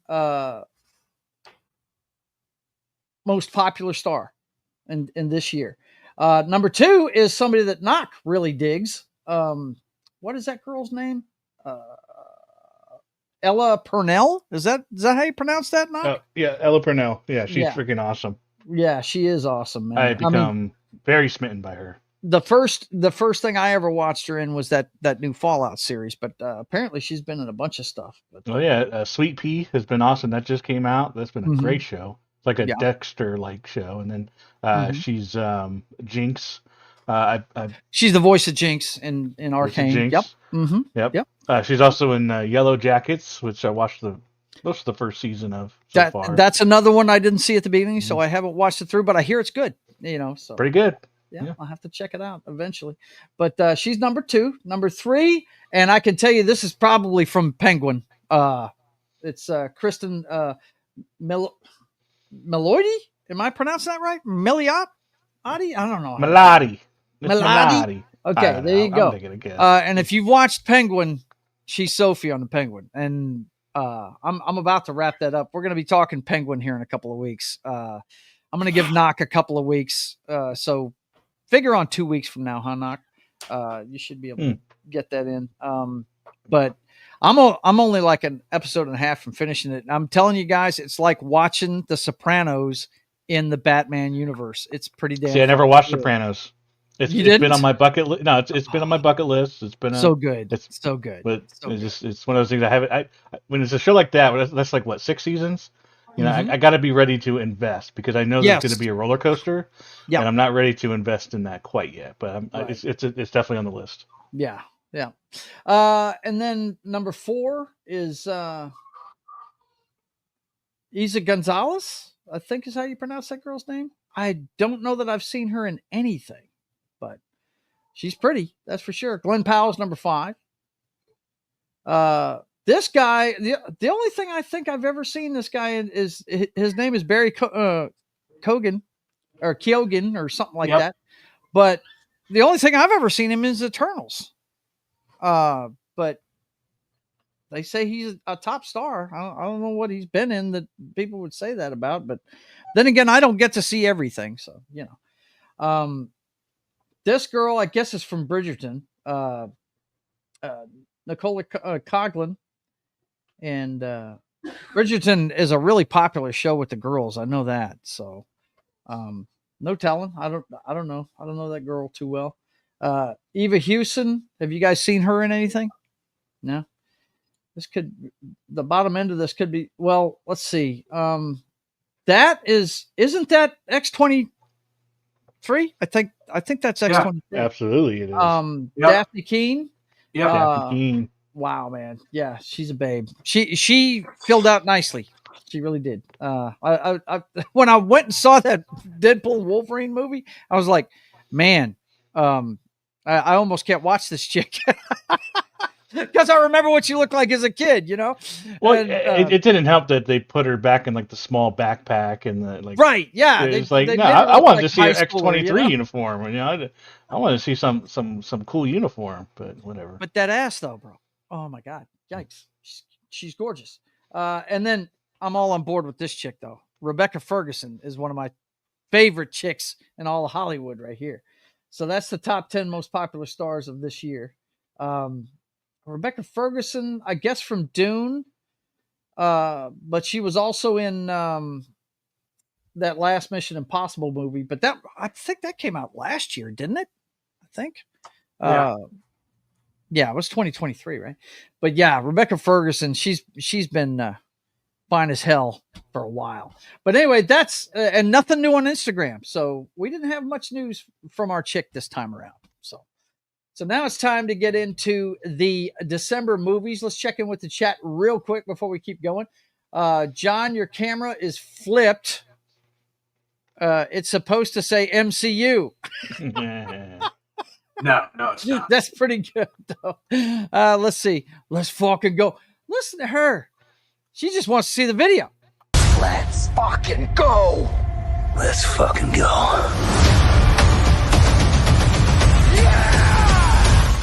And then she says, I thought she was blacklisted because she wasn't part of the agenda. Talking about the Daphne Keene. Is that who she's talking about? No, Sydney. Okay, Sydney. Yeah, well, they can try and blacklist her all they want. Good luck with that. And put her name on a marquee. People are going to go. I mean, in this day and age where there's not many movie stars yet left, yeah, she's one of them. I'm sorry. They grow up so fast. Yeah, Vince says yes. They grow up so fast. I'm telling you, man. When I saw her in that movie, I was like, oh my God, that is that chick, isn't it? Gosh, it's been that long. And she was in the Acolyte as well too. She was in the Acolyte, but she was made up with orange and wasn't. Yeah. She was playing. Yeah, she was an alien. Yeah. Yep, that's it. Okay, boys and girls, let's check out the non-human. The movies that are coming out this month. We're going to start with The Order. This is on December 6th. This is this Friday. We've got The Order, and now I don't know, have you guys seen the trailer for this thing? I'm not going to show all these trailers because we don't have time for all of that, but this one I saw in the theater the other day, and it looks pretty decent, man. Well, I'll read the synopsis. A series of bank robberies and car heists frighten communities in the Pacific Northwest. A lone FBI agent believes that the crimes were not the work of financially motivated criminals, but rather a group of dangerous domestic terrorists. This movie right here, if you haven't seen the trailer for it, it's got a feeling to me kind of like American History X with a little bit of the Silence of the Lambs investigation style to it, if you understand what I'm saying. Looks like it's an alt-right outfit. Almost leaning towards white supremacists. And that's something I wouldn't expect in the Pacific Northwest, if you understand what I'm talking about. But yeah, it's got a hell of a cast, man. Jude Law, Nicholas Hoult, Ty Sheridan's in it. And I'm looking out to see if there's anybody else, but I did notice those three guys right away. And if you see the trailer for this, it looks pretty decent. It looks like it's going to be a pretty good thriller. And Jude Law is playing an American in it, and he's got an accent and everything. So have you guys seen the trailer for this one, or? No, you haven't? No. Okay. Knock, you haven't seen the trailer for it? They haven't shown it at a theater you've gone to? No, not that I've seen. Okay. Do you want to see the trailer for it? I mean, I could show it. That ain't no big deal. No? Not interested. Okay. It's just the plot is like just not doing it for me. Yeah, I mean, we've seen several movies like this, you know. But what was crazy to me was the location it was in. I would expect something like this more in the South than KKK country. You know what I mean? This is made by the same people that did that Civil War movie. Is it?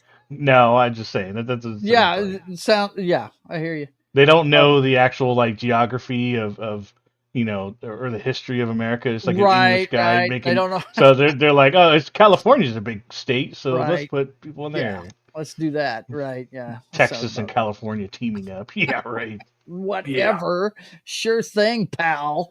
Okay, the next one. This is Rachel Ziegler's next movie. It's called Y2K. I think this is going to be a horror movie. It's from A24 Studios, the guys that made Civil War, but most of those, the guys that made Civil War, but that studio usually makes horror movies. A lot of their movies are horror movies because they're cheaper to make. But it says the tagline says New Year's Eve, 1999, the last party before Y2K. Two high school nobodies make the decision to crash the last major celebration before the new millennium on New Year's Eve, 1999. The night becomes even crazier than they could have ever dreamed when the clock strikes midnight. So I have to imagine this is probably a horror movie, but it's got Rachel Ziegler and It says teen comedy though. It says teen horror. Yeah, I don't know does it what is say teen comedy? horror. Like, Okay, what? did you It see that? does. Where are you seeing that at? That's Is it right on- under the Artificial trailer. intelligence, teen comedy, teen horror, Right comedy. under the trailer. Oh, the tags. I got you. Comedy, Okay. horror, Teen horror. sci-fi. So yeah, it's probably a black comedy then. Let's see who all's in it. Nobody I know except for Rachel Ziegler. Fred Durst's in Fred it. Durst. What? Wow. Julian Dennison. The Kid Leroy. Keep going down. I want to see what other celebrities they have in there. Okay, sure. The Kid Leroy, Alicia Silverstone. Yeah. Oh my God. There you go. That's good. Wow. Okay, so But that Julian Dennison was the big kid in Deadpool 2. Okay, gotcha. But I just, we all know this girl's insufferable outside of the movies, but she's talented. That's the thing, though. So she's so gorgeous. And she's pretty. What is this? Her and Amber Heard, man. I swear. Yeah, Crazy. could you get your mind right for us? Could you do that for us, please? Vince says they are about 24 years too late. Yeah, that's kind of the timing of that's kind of weird. Let's see. Now this one, there's a couple more here that are just weird to me. This one right here, Night Bitch. Have you guys seen the trailer for this? Okay. Let me read you the synopsis. Check this out. A woman pauses her career to be a stay-at-home mom, but soon her domesticity takes a surreal turn. She starts acting like a dog, guys, from what I've seen in this trailer. She's a furry. Okay. I guess. It says body horror, dark comedy.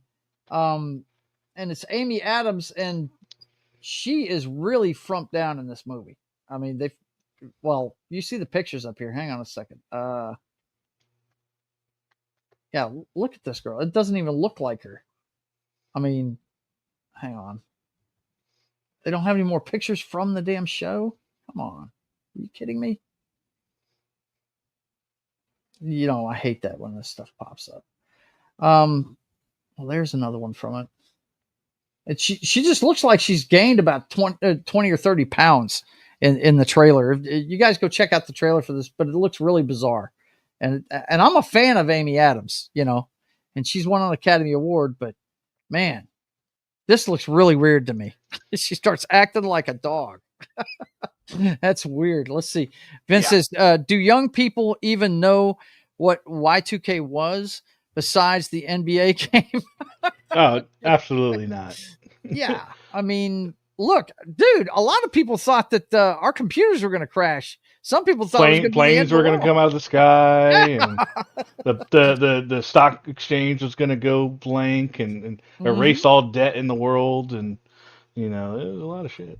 That's why I went ahead and highlighted it. I thought that might be, it might be a movie worth watching. You know what I mean? I don't know if I'd pay to go see it, but I don't know if I'd pay to go see any of these. But anyway, let's see. Lost my list, didn't I? Come on. Way to go. Yeah, I screwed up. Where is it? Okay, there we go. All right, Knock. I won't do it again. I promise. Mm-hmm. All right, the next one we got here, guys, is one. And here's my problem: is this October or December? We've already got Y2K. It's a dark comedy, kind of dark horror movie, right? And then we got werewolves coming out this month too, on the 6th. There's a lot of movies coming out on the 6th. Two scientists try to stop a mutation that turns people into werewolves after being touched by a supermoon the year before. Yeah, okay. The moon makes you a werewolf now? I guess. I don't know. I have no clue. They fly now? They fly now, right? What the fuck? My whole thing is this. Why are they putting out so many horror movies in December? Lou Diamond Phillips is in this. He's playing a doctor in it. Dr. Aranada. Let's see. I don't see anybody else I know. Katrina Law. I don't know who that is. And Frank Grillo, why should I know who this guy is? He's Crossbones from Marvel. Oh, okay. Gotcha. I have seen the trailer for this one.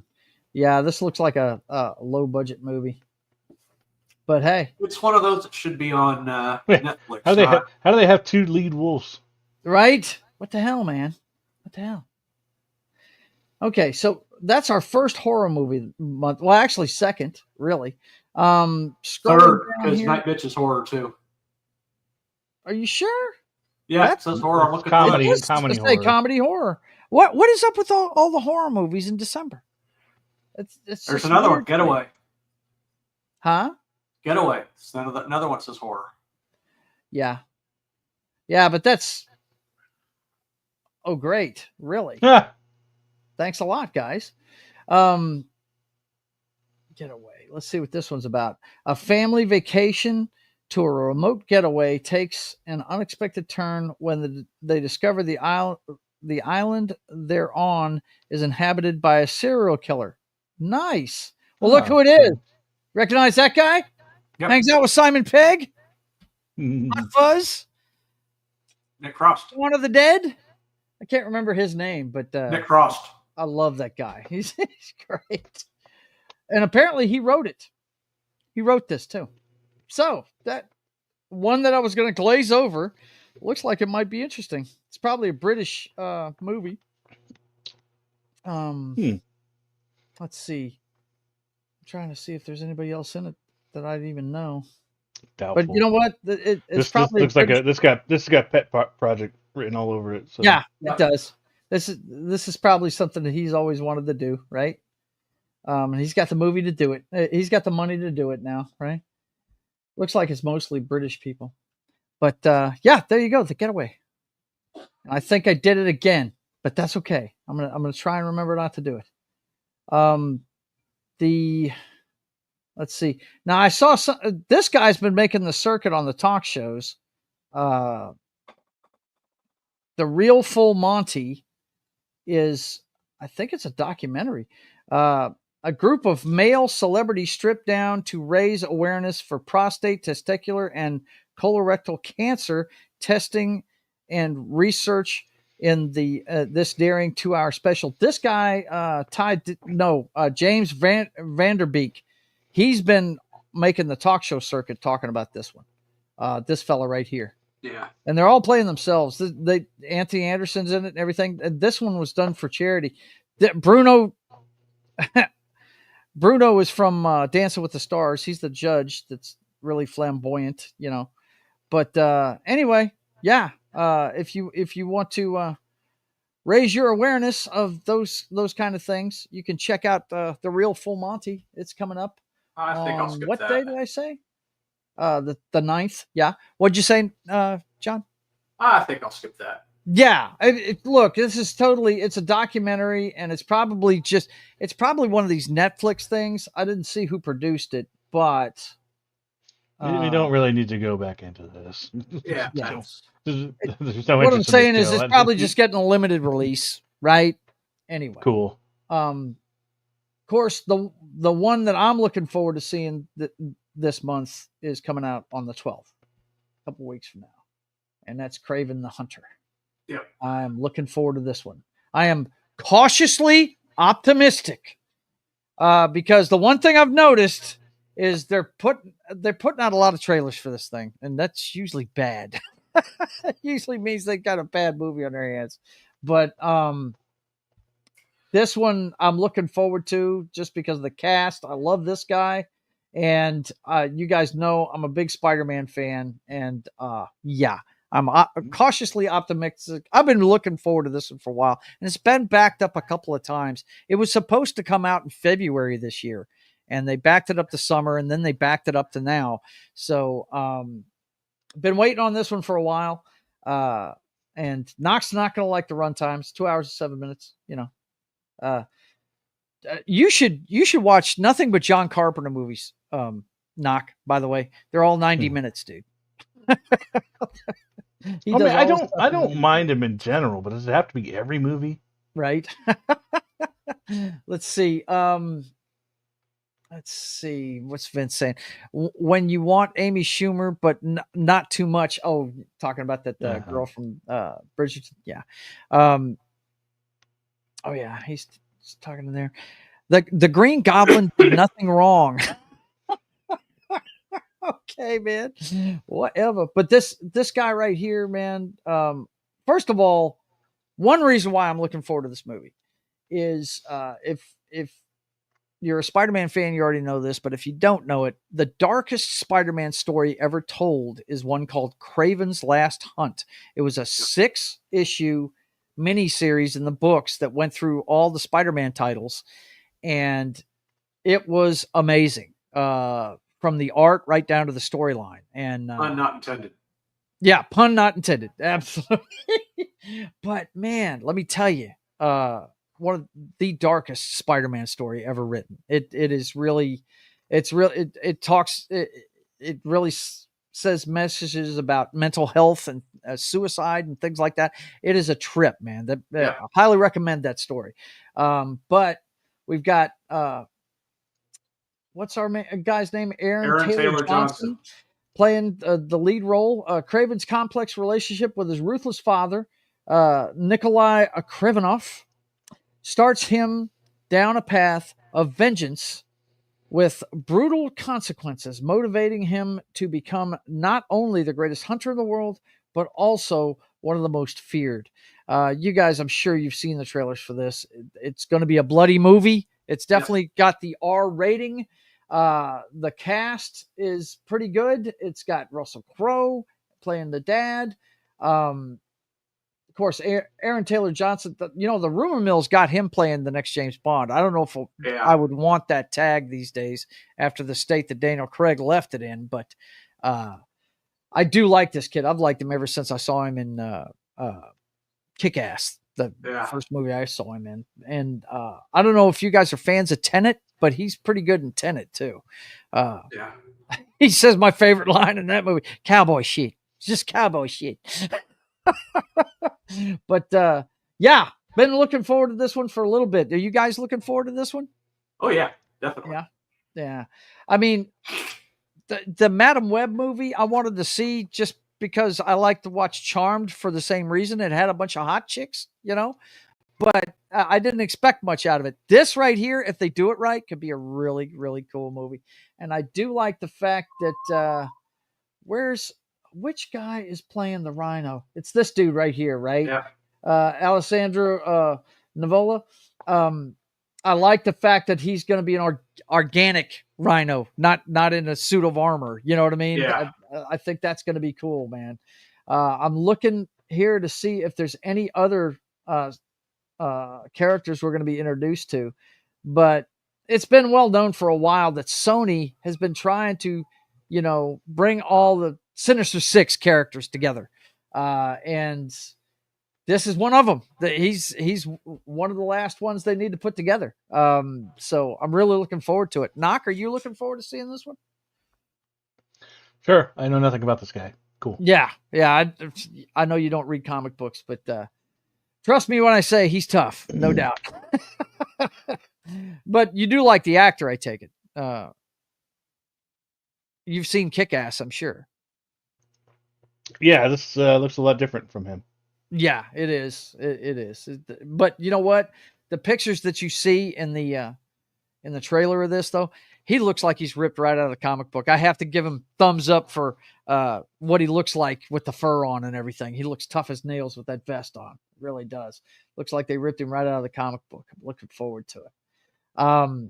Then let's see what else we got. Of course, we're going to have a lot of Christian biblical stories coming out. I tell you, I did see a trailer for one that I'm really looking forward to. I think it comes out the 9th, and it's got Anthony Hopkins in it. Let me go ahead and get the page for it up real quick. I saw the trailer for it the other day, and I showed it to my wife because I know my wife likes biblical stories. When they're done good. I mean, she doesn't watch all of them, but when they're done well, I mean, we like to watch the 10 Commandments when it comes on at Easter on ABC. We'll put it on there. But this one is simply called Mary. And I don't know. Have you seen the trailer for this, guys? No. Have you seen? You haven't? Okay. Let's see. There it is. 2024. This is going to be a Netflix movie, and just look at the cast that's in it, man. A lot of the people you're not going to know, but Anthony Michael Hall, or not Anthony Michael Hall. Listen to me, stone motherfucker. Anthony Hopkins is in this, and I guess I'd really have to show you the trailer to get it, man. But it's the timeless coming of age story. Mary is shunned following an otherworldly conception and forced to flee when Herod's insatiable thirst for power ignites a murderous pursuit for the newborn. And it's because he finds out about the prophecy about the Immaculate Conception. And Anthony Hopkins playing Herod. I would suggest that you guys go watch the trailer for this because it looks really, really cool. I know not everybody's a Christian like me, but if you watch the trailer, it really moved me when I saw it. I was like, wow, this looks, it looks like it's maybe, it's a drama on the level of the Passion of the Christ, but not as bloody and realistic. You know what I'm saying? It looks like it's got that level of gravitas to it. It really looks really good. Let's see. Vince says the first trailer looked like he was some tree hugging hippie type. Yeah. Talking about Craven. Yeah. But the one since then, dude, when he fucking hits that guy in the head with that bear trap, I'm like, holy shit. It looks pretty vicious the way he's going to kill people. It's Mary on a cross. No, it's not. It's not that kind of movie. No, it's not. I kind of want to see that one. So, no, this the next one we got on the 13th. That 13th is the next time we're going to have a bunch of movies coming out, and first one's going to be Lord of the Rings: The War of the Rohirrim. Now it's animated. Which, I don't. I think we showed the trailer for this, didn't we? Pretty sure we showed the trailer for this. It looks like a girl boss movie in the Lord of the Rings timeline. It seems like she's in the middle of the front there. So yeah, I would say. So. Yeah, I would say yes. Sudden attack by Wolf. WLF. Nice. A clever and ruthless Dunlending lord seeking vengeance for the death of his father, forces Helm Hammerhand, the king of Rohan, and his people to make a daring last stand in the ancient stronghold of Hornburg. So, but it looks like it's completely centered around this chick. So I don't know. We'll see what happens with that. I'm not going to pay to go see this. I might watch it when it comes on streaming. But let's see who's lending their voice to it. Brian Cox is going to be in it. Ella Purnell's not in this one? Oh, no, she's not. They didn't get her to or Haley Steinfeld. Like, I feel like they're right. Where are the regular voices at? Yeah, this Chris Pratt. Chris Pratt's not in it. Chris Pratt's not doing it. What the hell, man? Yeah, dude. If he does another animated voice, I mean. He's doing Mario too. Yeah. Okay, and then we've got this one. This is another one kind of like Saturday night. It's probably going to be people me and John's age going to see this and not many other people. But it's going to be very interesting as far as I'm concerned to see this one. September 5. It takes place during the Munich Olympics. An American sports broadcasting crew finds itself thrust into covering the hostage crisis involving Israeli athletes. And you talked about this one last week or the week before. Yes. And I want to see this one, but I probably am not going to get the wife to go see this one with me because we already know what happens in this. This is nonfiction. It's an event that happened during the 72 Olympics. All the Israeli athletes were killed. But it's going to be interesting to see how they portray the ABC sports team because that's who it's about. It's the guys that were covering the Olympics for ABC, and they were thrust into having to cover this event. And if you watch the trailer, oh my gosh, man, there's one part where they actually see them watching television. They're like, are we showing them what they're doing? You know, you know what I mean? Can you imagine if it was the Nickelodeon sports crew? Oh man. They're gonna shoot green ooze at them. Man? Yeah, you're right. Yeah. they're gonna slime everybody. Let's see. We had high hopes for Lord of the Rings. Too bad. Yeah, everything that's coming out of Lord of the Rings is not good. I'm not. Look, the nothing they've made of Lord of the Rings, and I'm a huge Lord of the Rings fan. Since that trilogy, have I been into? I watched the first Hobbit movie. Watched the first one, and that was it. I didn't watch any more of them after that because, and this is simply because I read the books. It has a bunch of people that aren't even in that book, and you know they were taking one book that's a children's book really and stretched it into 3 movies, and I'm sure they're good. You know, people that haven't read the books, I'm sure enjoyed it. Knock, have you ever read Lord of the Rings? Did you watch those series? I only read the only Lord of the Rings book I read was the second one. That's right. Because it was after the first movie came out. I didn't want to wait for the next movie, so I read the book, and I thought it covered it pretty well. Even like I noticed, like they kind of glossed over the tournament that Gimli and Legolas have, but in the deleted scenes you see more of it. It's kind of funny. And then they cut off the end of the second book and put it in the third movie. So with the spider. Yeah, Martin says that show is going to be horseshit. Get it? Yeah, right. Oh no! Right, oh no! Hand, right? Yeah, horseshit. Let's see. Imagine if John Madden was a reporter in the oh my god! Olympics. And then he's going to go over here, and then he sees, right? oh my god, what's going boom, over there? Pow, Boom! yeah, right? Oh my gosh! Oh man! But I need Frank Caliendo back. The Hobbit trilogy, I didn't see the other 2. I didn't see Desolation of Smaug or the Battle of the 5 Armies. Listen, I didn't see any of that. I can go through. I've seen them all. I've seen the extended versions of all of them. Yeah, I have. It's just so good. Even if you don't, you could just put that movie on at 6 a.m. and just go through the marathon throughout the day. Are you talking about the original trilogy or the Hobbit? All of them. All of them. Okay. Well, see, yeah, I feel that way about the original trilogy, but the Hobbit's not so much. No, I think the Hobbit is just as good as the original. No. Okay. Well, that's. And that opening scene with the dwarf singing. Look, about it. That's the one thing I did like about the first movie was they showed the dwarfs, or excuse me, not the dwarfs, but it was the dwarfs. They came into his house and they were singing. Yeah, I don't think they show enough of that because it's a big part of the book. When I listen to that song, I got to have some bass going. Right. It's just it's so good. Mm-hmm.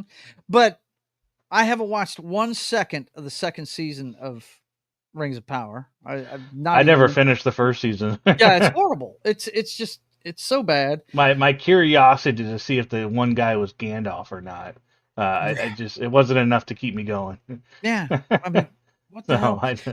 And then you've got this War of the Rohirrim, and when we first heard about this, it sounded like it was going to be cool, and then we found out it was animated. Well, because it was Peter Jackson, right? Right. And here's the thing: he's making a Golem movie too, and I'm just really.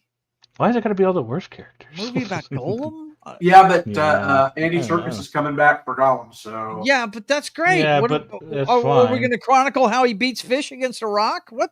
I don't. We're just going to watch him climb shit for 2 hours. Yeah, I mean, I'm super sneaky. I mean, well, yeah, it's going to be better than the game was. That's for sure. Well, wow, that's not a big leap there, John. I mean, come on. That's a low bar. That's right been well chronicled how bad that was. Let's see. Vince says Hobbit was too long. They stretched a 1,300-page book into 3 movies. Well, I mean, one 300-page book. They obviously did a good job with it because there's a lot of people like Knock that enjoy the hell out of that series of movies, the Hobbit ones. Yeah, Hobo Gandalf. That's him. That's it, Vince. That's it. That's the guy in the Lord of the Rings. Hobo Gandalf. Yes, absolutely. Also known as Culture Casino. But I digress. But anyway, I just don't think anything they've put out since, the only thing that comes close is that Hobbit series. And I tell you, the thing I really dug was what's the nature wizard's name with the sleigh that's being pulled by the fucking rodents and shit? What the hell was that guy's name? The brown Radagast. Radagast, that's it. Yeah, I thought he was cool. I thought he was cool as shit. I really did. But he's played by one of the old doctors from Doctor Who. Oh, really? Was it? Yeah. Oh, no doubt. Cool. But I have Lord of the Rings. Just give me that original trilogy over and over again. Well, at least at the end of Hobbit, you don't have 10 different endings, so it's true. Yeah, that's right. There's just one. That's just one. Yeah, there you go. Okay, so that's September 5 for you, and then we've got. Oh yeah, here we go. We got a couple of big productions going up against each other. I have not. Here's another one that I have not seen a movie of. You're not sharing. Yet. Hang on, I'm bringing it up now. Okay. Be patient, John. I am stoned, John. You can give me a little leeway here, bro. But anyway, Sonic the Hedgehog 3 is coming out. Of course, the big tag about this is Jim Carrey playing his own. It seems like they're pumping these things out. I don't even think I even watched the second. Dude, I haven't seen the first two, and they've already got number 3. And Keanu Reeves. It seemed like yesterday that everyone. Go ahead. It just seemed like yesterday that everyone was complaining about the state of Sonic because we showed that. Yeah, it was one of our the first year of the show. Like we showed that what they changed to make it better and like right, and they listened to the fans and they changed it. Yeah. Mm-hmm. So yeah, they've been pumping these out once a year. So yeah, man. Keanu Reeves is playing what's the character's name? Shadow. That's it. Yeah, and I know our good friend Sears from DC Universe Online can't wait to see this movie. He's a big, Sonic fan. Half his characters are named after I forget who plays Knuckles again. Knuckles? I'm not sure. That's right. Yeah. Oh, I love that guy. Who we got here? Idris Elba. Idris Elba does Knuckles? Really? I didn't know that. Wow. Yeah, I couldn't think of it at the top of my head, but yeah, he's pretty funny. James Marsden has always been an underrated actor to me. Of course, I love him because he's my favorite X-Men. He's Cyclops. Yeah. But I mean, this got a good cast. Keanu Reeves going to be the bad guy in this one. Yeah, Jim Carrey is going to be in it. He's going to play Dr. Robotnik and Dr. Robotnik's father, I think. From what we is. Yeah, he played both. So yeah, I hear these movies are great, man, and I really. I got to give them respect for actually listening to the fans, like Knock was talking about when we first started covering this, and they'd fucked up made him look hideous in that first trailer. They actually went back and changed the entire fucking movie to make him look more like the game version of him. And so yeah, this is going to make a ton of bread. And this is why I say I don't think Moana is going to make the kind of money that Inside Out 2 did. I think they've got so many things for the kids to choose from this time around that it's not going to be concentrated on one movie. It's competition. Yeah, it's all competition. Yeah, there you go. Look at that. I mean, his hair defined. The teeth. Oh my god, it was. Yeah, there was no ears. Like it was horrible looking, man. It was completely bad, and everybody freaked out. And hey, the studio saw that and said, you know what, we got to fix it, and they did. And now, and they made a ton of bread because of it. That guy was fired, and right? What the hell? What's your problem? Let's see. Vince says Tom Baker was also in the 2000 Dungeons and Dragons movie. Really? Was it? Okay. Very underrated. Hang on, 2000s. Okay, the 2000 Dungeons and Dragons movie. That's the one. The original. I was about to say. The movie with Chris Pine is criminally underrated, if you ask me. I enjoyed that movie. I thought it was good. I never finished that movie. It just didn't grab me. I thought it would too. I was fully ready to get into it, and I just didn't enjoy it. But we've got that one opening up on the 20th, and this is 5 days before Christmas. And then we've got the quote unquote. Let me get my hand up here. Quote, unquote, it doesn't actually say live action. It does live say action Mufasa. It does say animation. It doesn't say live action, to be fair. Well, computer animation. I say that because when the computer animated Lion King came out, my wife made me take her to go see it because it's her favorite Disney story, period. And I was like, and they kind of called it live action. And I was like, it's not live action. This is still animated. And she punched me every time I said it. Punched me in the shoulder or something. Mufasa, a cub lost and alone, meets a sympathetic lion named Taka, the heir to the royal bloodline. The chance meeting sets in motion an expansive journey of a group of misfits searching for their destiny. So Mufasa apparently is an orphan. We find out in this movie.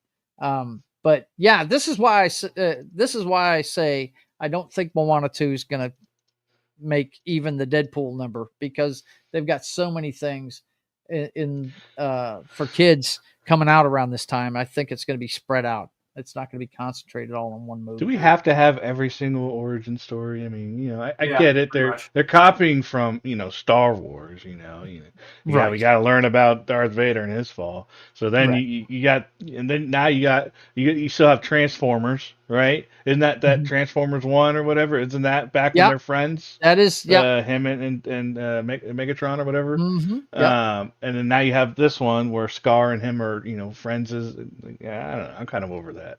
Yep. I think they just be enemies. The 20th has a movie that I'm interested in. Okay, hang on. Let me go back. You said the 20th?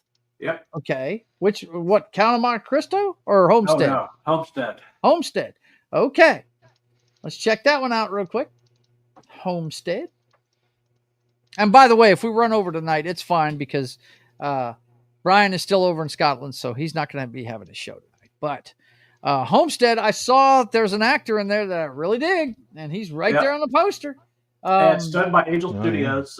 It's another Angel Studios, yep, the Christian production company. During a rapid collapse of society, a rich man's mountain compound struggles between the military compulsions of its veteran operators and the rural values of its member families. That sounds interesting, man. Yeah. That's in your wheelhouse, Knock. This is post-apocalyptic, bro. Mm-hmm. Yeah, that sounds cool. Let's take a look at this cast. Of course, that guy right there, Neil McDonough. He's great, dude. I love that guy. And he's got a sack. Let me tell you, he won't do a friggin'. He won't even kiss another woman on screen, because I don't know if you've seen that statement he made in front of the press that one time. He's like, no, that's for my wife and nobody else. He's got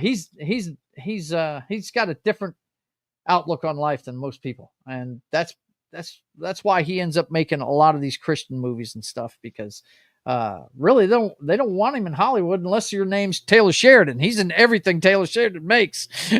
So but anyway, speaking of Taylor Sheridan, this chick right here is she's in Yellowstone.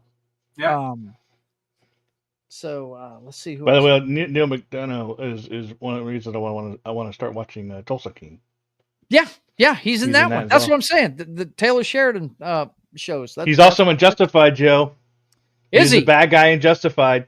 Really? Okay. He is. He's also Captain America. He plays Dum Dum. That's right. He plays Dum Dum Dugan in Captain America, the first Avenger. He sure does. And I really liked his role in Band of Brothers as well.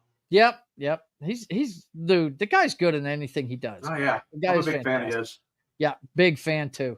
I love him. So yeah, Homestead's going to be coming out on the 20th. He's a crazy guy. So if you want to take, drop the kids off at Sonic or Mufasa, you can go see Homestead while they're seeing that. So there you go. It's a lot of movies coming out on the 20th. Now this one, I don't understand the release date. And I'm looking forward to this movie, but I'm just not seeing it on opening day. I'm sorry. I'm not going to see a vampire movie on Christmas. It makes no damn sense. I don't get it. I don't either. But by all accounts, this is going to be a good one, man. Well, they released it because it's Oscar bait, is what it is. Yeah, I know why they're but okay. Okay. We get that they put these out. Let me go ahead and drop that out for a second. We get that they put these out late in the year so they're fresh on the mind of the voters for the Academy. That's great. But on Christmas Day, you're going to have a movie about The Walking Dead? What? You know, I don't get it. But anyway, they could have done this after Christmas, like the 26th. You know, I'll go see it on the 26th, but I'm not going to see it Christmas Day. I'm just not, man. But anyway, it's the classic. It's a remake of the classic first vampire movie called Nosferatu. Classic tale of obsession between a haunted young woman and a terrifying vampire infatuated with her, causing untold horror in its wake. Now, this is not Dracula, boys and girls. This is not Dracula. Okay, wasn't it a German movie? I think it was. Yep. It's German. The first one. But you see this is what I want to see on Christmas Day. This is the visual I want on Christmas Day. Yeah? What you think? I'm sorry. This just looks so stupid to be coming out on that day of all days. They're going to put this movie out. But the cast looks phenomenal. Nicholas Hoult, is there anything not with Nicholas Hoult in it these days? He's in everything. Bill Skarsgård. Is this Johnny Depp's daughter? Yes. Lily Rose Depp. Okay. Bill Skarsgård. He's good. Anthony Taylor Johnson's in it. William Dafoe. Emma Corrin. I mean, my gosh, man. The list goes on. Look at this. It's got a killer cast, boys and girls.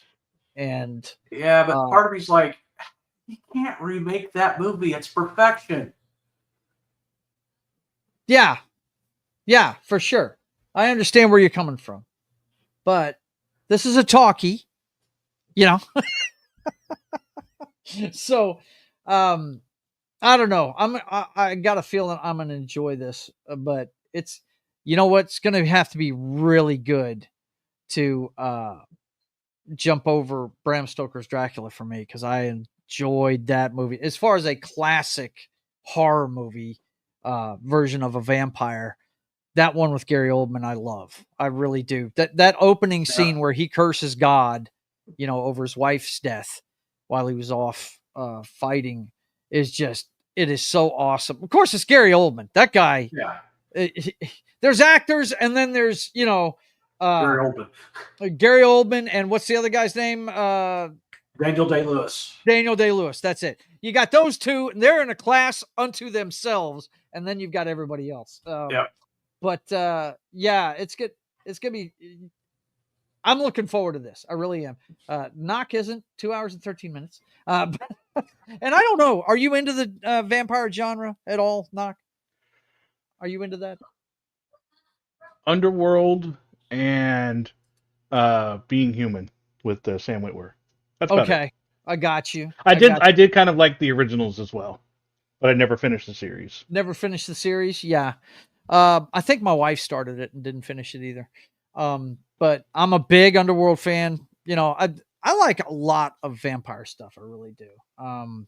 But this looks like it's going to be something a little different. So, and then we got two more to highlight real quick. Probably, I don't think these are going to do too well, but I do want to make note of them. Baby Girl is coming out with Nicole Kidman. This is Oscar bait as well. Yeah.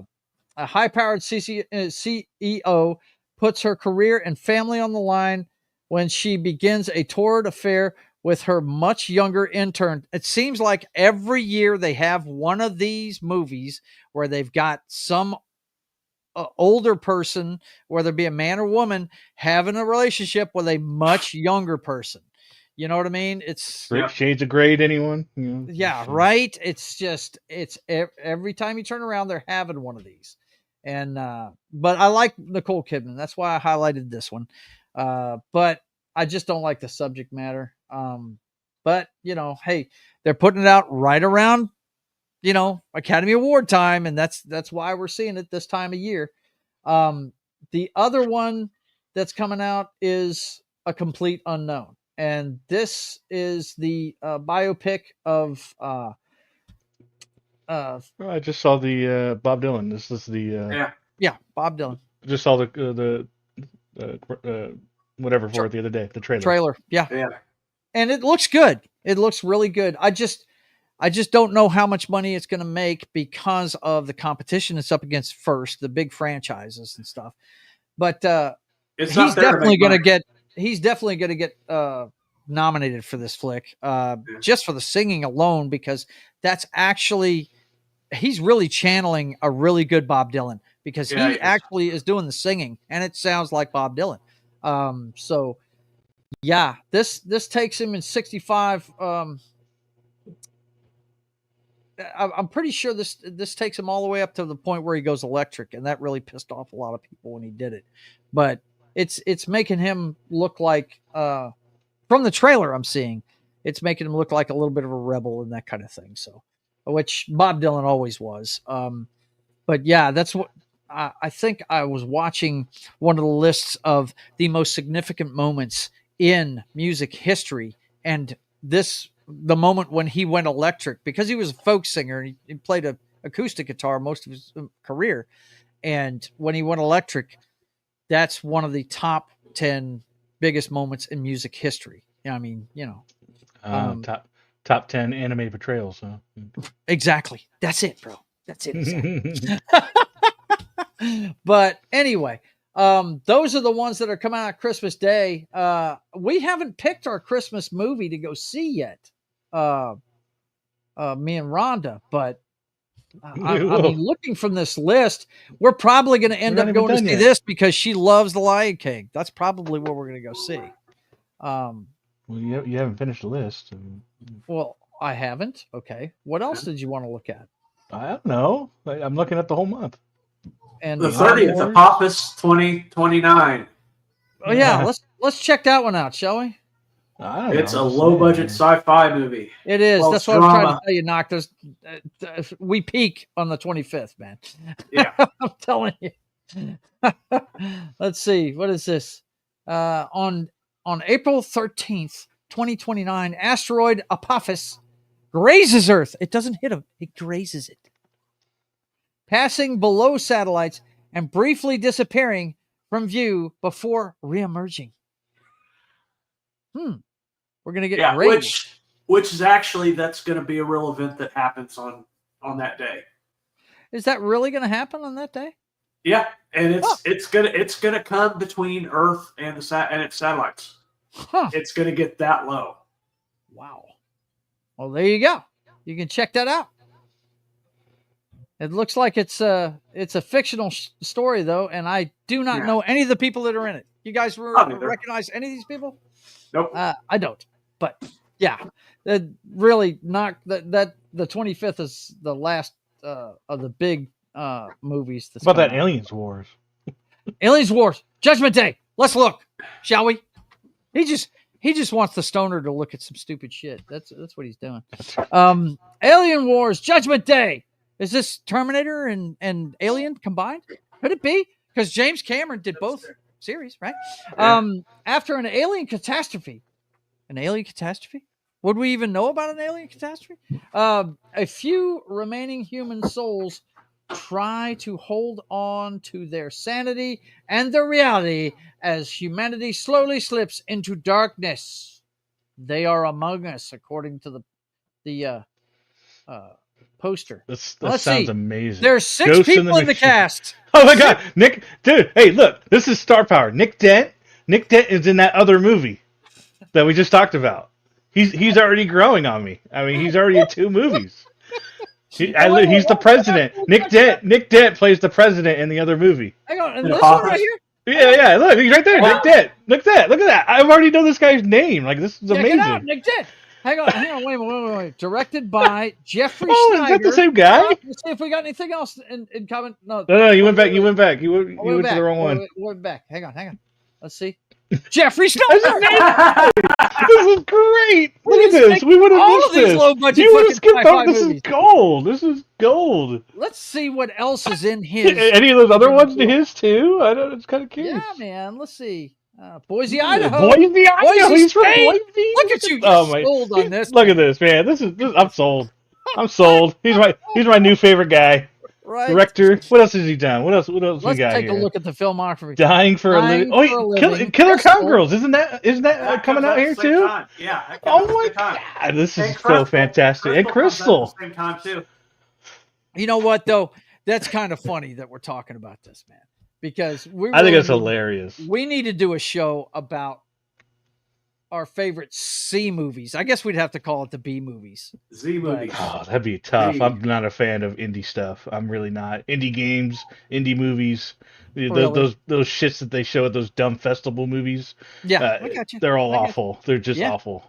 Yeah. Well, see, you and I differ in that way because my favorite theater in town is the independent movie house that shows foreign films and all that stuff. I like a lot of independent films.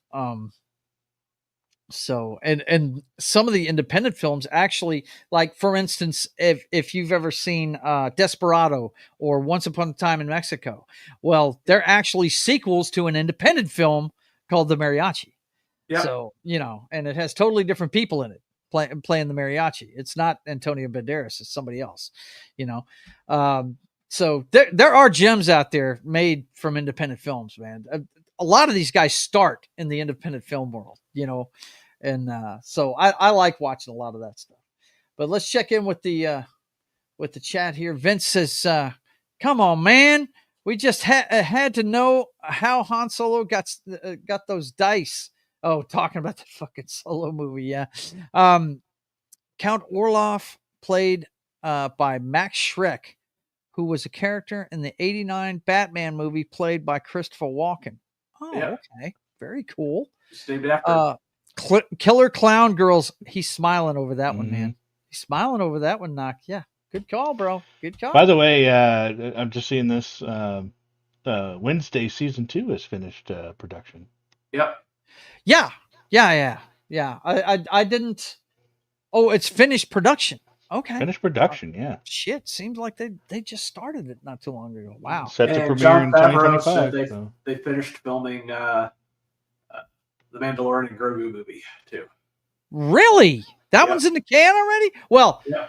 we're talking main the main shoots of it. They're not talking the special effects and everything.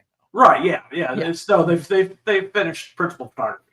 Principal photography. Yeah. Let's see. Exact for the original mariachi who returned for Once Upon a Time in Mexico. Yes, he was in the. Yeah, he was one of the brothers that came to help him in that one. Yeah, absolutely, he was in it. If you've never, have you seen any of the movies I'm talking about there, Knock? I've seen Desperado or Once Upon Once Upon a Time in Mexico. I can't remember if I've seen Desperado, but definitely Once Upon a Time in Mexico. Yeah, I'm a huge that's actually the. Remember, I'm a third huge movie. Antonio Banderas fan, so Right. Yeah. 13th Warrior being one of my favorites all time. Right. and, Right. and, Right. You know, I watched a lot of his movies. I'm not saying you need to see. I know you don't like a lot of independent movies. Mariachi's good, but you definitely need to watch Desperado, bro, because it's got Selma Hayek, bro, and Antonio Banderas. I think I've seen that one. Yeah. Yeah, it's great. I also saw what is it? Eck and Sever. Yeah, or whatever it was. It with Lucy Liu. Right. Mm-hmm. Yeah, that's pretty good. Too. Yeah, that one's like one of those lists of terrible movies, but it's always got a place in my heart. Yeah, we really need to do a B movie show one of these days. We really do, man, because I've got a ton of B movies that I love, man. I think at the top of my list would have to be. Well, I know what John's would be. It's got to be Battle Beyond the Stars. B movie. Mine's one called Peacemaker. It had Robert Davi in it. It had William Forster and a couple of people I don't even know who their names are, but those were the two established actors that were in it. Actually, I think when Robert Davi was in it, I think he'd only done Die Hard, and that was almost a cameo, his part in that movie. But Yeah. Have you seen Peacemaker, the one I'm talking about, where the two aliens land here, and one of them's they call it Peacemaker because that's what he is. He's a cop, and he's an alien cop after this alien criminal, and that's played by Robert Forster's character, and he's been on this planet for years and learned the language and everything. I remember the gun he has. Oh yeah, huge. Whammo! What I love, the thing I'll always remember about that movie, though, is the chase scene where he's chasing that truck down on foot. Robert Duffy pulls up the car in front of him, and he's like, wait a minute. And he just punches right through the glass and knocks out Robert Duffy, jumps over the car, and keeps going, man. I mean, it's a high-speed chase, and it's really cool, man. Great stuff. But, yeah, we're going to have to do that one of these days. We might do it next week, but I'll let you guys know in the messages and everything. But yeah, that is it for this week. You guys are totally informed on what you got to look forward to. And like I said, Christmas Day, we go see a movie every time. And I got a feeling it's going to be Mufasa because my wife loves that. And I want to see Nosferatu, but I'll go the 26th. I'm just not watching that on Jesus's birthday. I'm just not doing that. So understandable. But yeah, we're probably going to end up going to see that one. This tradition in my family was started in 2001, I think it was, when Ali came out on Christmas Day. The Michael Mann movie with Will Smith playing Muhammad Ali. We basically wanted to take Mom to the movies that year and knew she was going to enjoy that. And we've gone to see a movie on Christmas Day ever since. So sometimes two. We went and saw two one year. It was the year that what was? All right, Joe. I got to head out. Okay, you take it easy, brother. We'll see you next time. Right. Thanks for coming, man. Appreciate you. It was the year that The Matrix 4 came out. We went and saw two movies because we paid for those tickets in advance. And I'm big fans of the Matrix movie series. Rhonda loves the Trinity character. We actually dressed up as them on Halloween one time. I was Neo and she was Trinity. She had the pleather on and everything. But I can't remember what the other movie was though. What year was that? The Matrix 4. That was just a couple of years ago. Yeah, I know. It was the year that Warner Brothers was putting out all their stuff. Was it 22? 21. 21. Okay. Oh no, yeah, Resurrections. Yeah, that was 21. Okay. I can't remember what the other movie was that we went to see, but we liked it better than that one. That one really let us down when we went to see it. It was like, oh god. Oh yeah, that was bad. But yeah, we might have to do a B movie show. Well, you got to remember, I have a thing for asylum films. Yeah, I know. Yeah, nothing wrong with that. I like dude. Those really bad. I am all about. Look, another one. I'll tell you, a couple of them going to be in top 5. I told you Peacemaker already, but the Toxic Avenger's up there, bro. Oh yeah, Toxic. Love the Toxic Avenger, man. Trauma films is what I'm into. That's my silly shit right there. Love those fucking movies, man. But anyway, okay, we got to get out of here. Joe's got a steak coming, and he needs it because he's. I'm at the high point of my pain relieving drugs, but anyway, I know you got something you want to share with everybody, and I'm sorry I haven't bought mine yet. I'm going to, but I haven't done it yet. I will have to do it when I get off tonight. Let's see, even Transmorphers. Yeah, I remember that. Transmorphers. Yeah. Oh my god. Battle Los Angeles. Yeah, I guess that's a B movie, huh? I tell you, there's one with a comedian that I loved, and it was almost a Blade Runner knockoff. God, man. Look, I'll do the research, and I'm too high right now to even remember it. Yeah. But the guy that was the comedian that was in it, if I explained it to you, John, you probably know exactly what it is. But yeah, we're gonna have to do that. We might do that next week for sure. Okay, John has published his book. Tell us. Well, actually, I have 2 now. You got 2? Well, there's a novella that I'm working on that is going to be out January 1st. Okay. That ties into the main book, but is not necessary for the series. Okay. But my main book is The Tomb of Thunder. Mm-hmm. And let me Why don't you blow that up a little bit for us so we can see it? Just hold control and scroll. It should blow it up for you. No? Oh, sorry. That's because I shared the wrong thing. Okay. There we go. Now we can see what the hell we're looking at there. Yeah. That's The Tomb of Thunder. And real quick, Vince says there were 2 movies about the Battle of Los Angeles. One was a cheaper B movie. Okay. Yep. Let's say. Go ahead. But this is first book in a series. Mm-hmm. It's basically an adventuring group finds while trying to rescuing the daughter of a merchant from frost giants. They find a piece of a map. It turns out to be the map of where Thor's body is laid, because Loki took it at the end of Ragnarok before he fought Heimdall and died, and made the map and split it into 3 parts. And set the parts, they end up with the Frost Giants part. Mm-hmm. So they go on this big quest to find all 3 parts and then find Thor's resting place. Gotcha. Well, I tell you what, knowing how much you love that Norse mythology, I'm sure it's going to be good.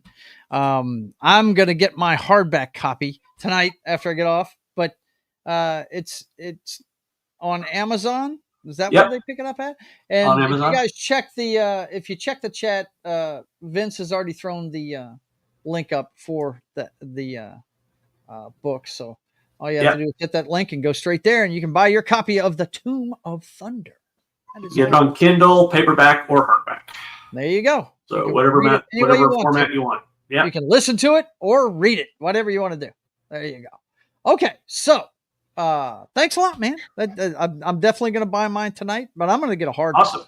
They've got it in paperback and hardback, but I used to get paperbacks when I was a kid, but ever since I got older, I like the hardbacks. I like that. So okay, boys and girls, you're watching State of the Atmosphere, the pop culture show where we tell you everything that's going on with things, and we're probably going to do a B movie segment next week. I like how that sounds. But anyway, come check out everything you need to know in pop culture. We do the update and the Sweeney Spot. We'll let you know what's going on with America's Girlfriend, not just the girlfriend of the show. She's America's girlfriend at this point. You guys come check it out every Wednesday at 5:30 p.m. Central Time.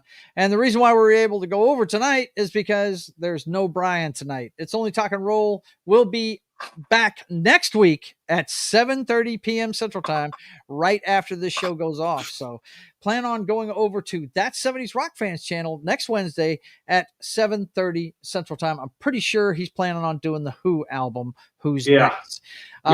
So be ready for that next Wednesday. And then, of course, look, you got a killer lineup. Even though Brian's not here, don't forget at 9:30, Zach starts with What's Good Wednesday. So you want to check him out too.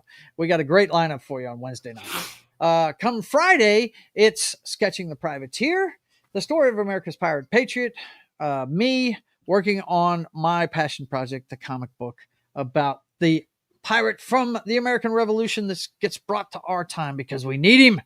Anyway, come check it out. Fridays at 1 p.m. Central Time on my channel, and then hop over to Pop Culture Mindfield's channel at 8 p.m. Central Time and check out Game Night with John as he continues his assault on Fallout, Tale of the Two Wastelands. So go check that out every Friday at 8 p.m. Central Time on Pop Culture Mindfield's channel. And then, of course, it's back over to my channel for NFL pregame party every Sunday morning at 10 a.m. Central Time. We get you ready for your afternoon slate of games. We're going to break down championship weekend first thing in college football too. So you guys come check that out. Sunday morning at 10 a.m. Central Time. And then 1 p.m. Central Time on Monday, or excuse me, 5 p.m. time on Monday. It's wait a minute. Hold up. I forgot all about it because I didn't grab a friggin' thumbnail.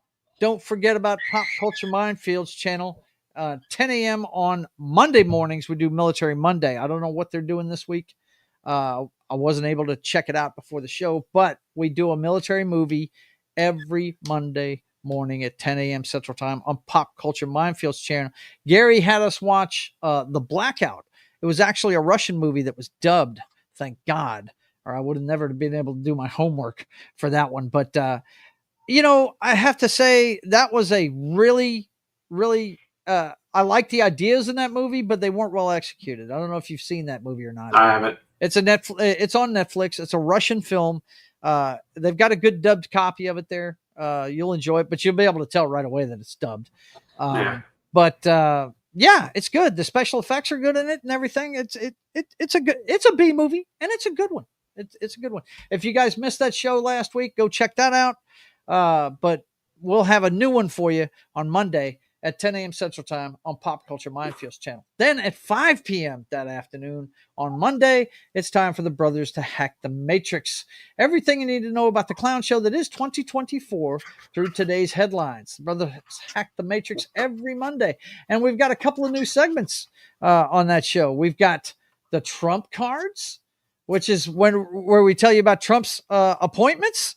You want to check that out. And also we've got the Diddy Files. You definitely want to check out the Diddy Files. We'll let you know what's going on with Diddy and all of his craziness going on there with everybody trying to bring him down. I just want to know who pissed him off. That's all I want to who he pissed off, because everybody knows he's been doing this for years. But anyway, we're going to talk about all of that this Monday at 5 p.m. Central Time on the Brothers Hack the Matrix. And then I will be back next Tuesday night at 10 p.m. Central Time for Papa Joe Gamer After Dark, video games, cocktails, and fails. And I will be playing with chicks in bikinis, cutting up zombies with samurai swords when I play One Chapel C2 Chaos. I really wish I had the original game. I'm going to have to find a copy of it. But the original game was called Bikini Samurai Squad, I think was the name of it. And they actually have, I don't know if you know this or not, but they actually have a Bikini Samurai Squad movie. One Chambura movie. It's a Japanese I didn't know that. movie. Yes. I actually bought, okay. It's one of the few films I bought on PlayStation Network. I've only bought a few things on their network. Star Trek, the one with Chris Pine. I bought that one. I bought Contact with Jodie Foster, and I bought One Chambura Bikini Samurai Squad. Yeah. But anyway, come check it out. It's what I like to call button clicking fun. You just running around cutting up hordes of zombies with samurai swords. It's pretty fun. But anyway, and that brings us right back around to us on Wednesday. So for myself and John Das Wolfen, I want to say thank you for being here. Let's see. What is the chat saying here? Well, it's Vince is putting out all the links. Thank you so much, Vince. You really do too much, man. You really do. Let's see. Vince says the brothers hack the Matrix have to look back. I want to hear your opinions about the Trump card DEA pick, who luckily declined. Yeah, my brother was busy last week. Well, you know why I couldn't be there this week? No, it was my brother. It was my brother this week. He had to drive forklift at work, so that's why we couldn't do that. And then I couldn't do the video game because of this stupid shit. But anyway, Vince, put your moniker up there, man, because I don't want to miss reading that before I get out of here. John, you got anything else you want to impart to anybody, or no, really. Other than it's good to be the king. Yeah, it's good to be the king. Yeah. Talk about his Chiefs. Vince says, cheerio, guys and gals. See you next time, and stay nerdy, everybody, and have yourself a good night. And for myself, you know what I'm always going to say. Thanks for being here, guys. And until we see you again, I want you guys to keep on keeping on. God bless.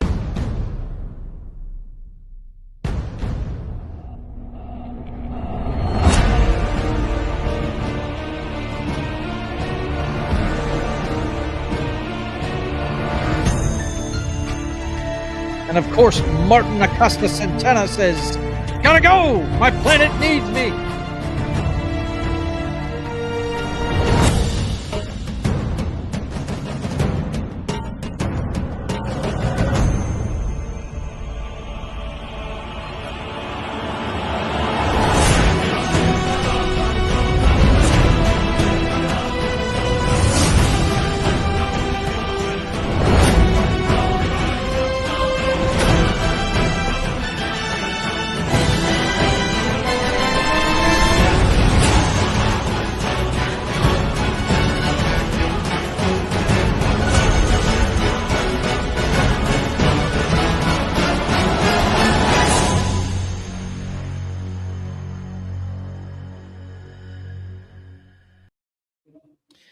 Don't forget, whether you like them small or medium or large, Titty Tuesday always bleeds into Wednesday and then Thursday and then Friday and then well, you get the picture. We'll see you next time, guys.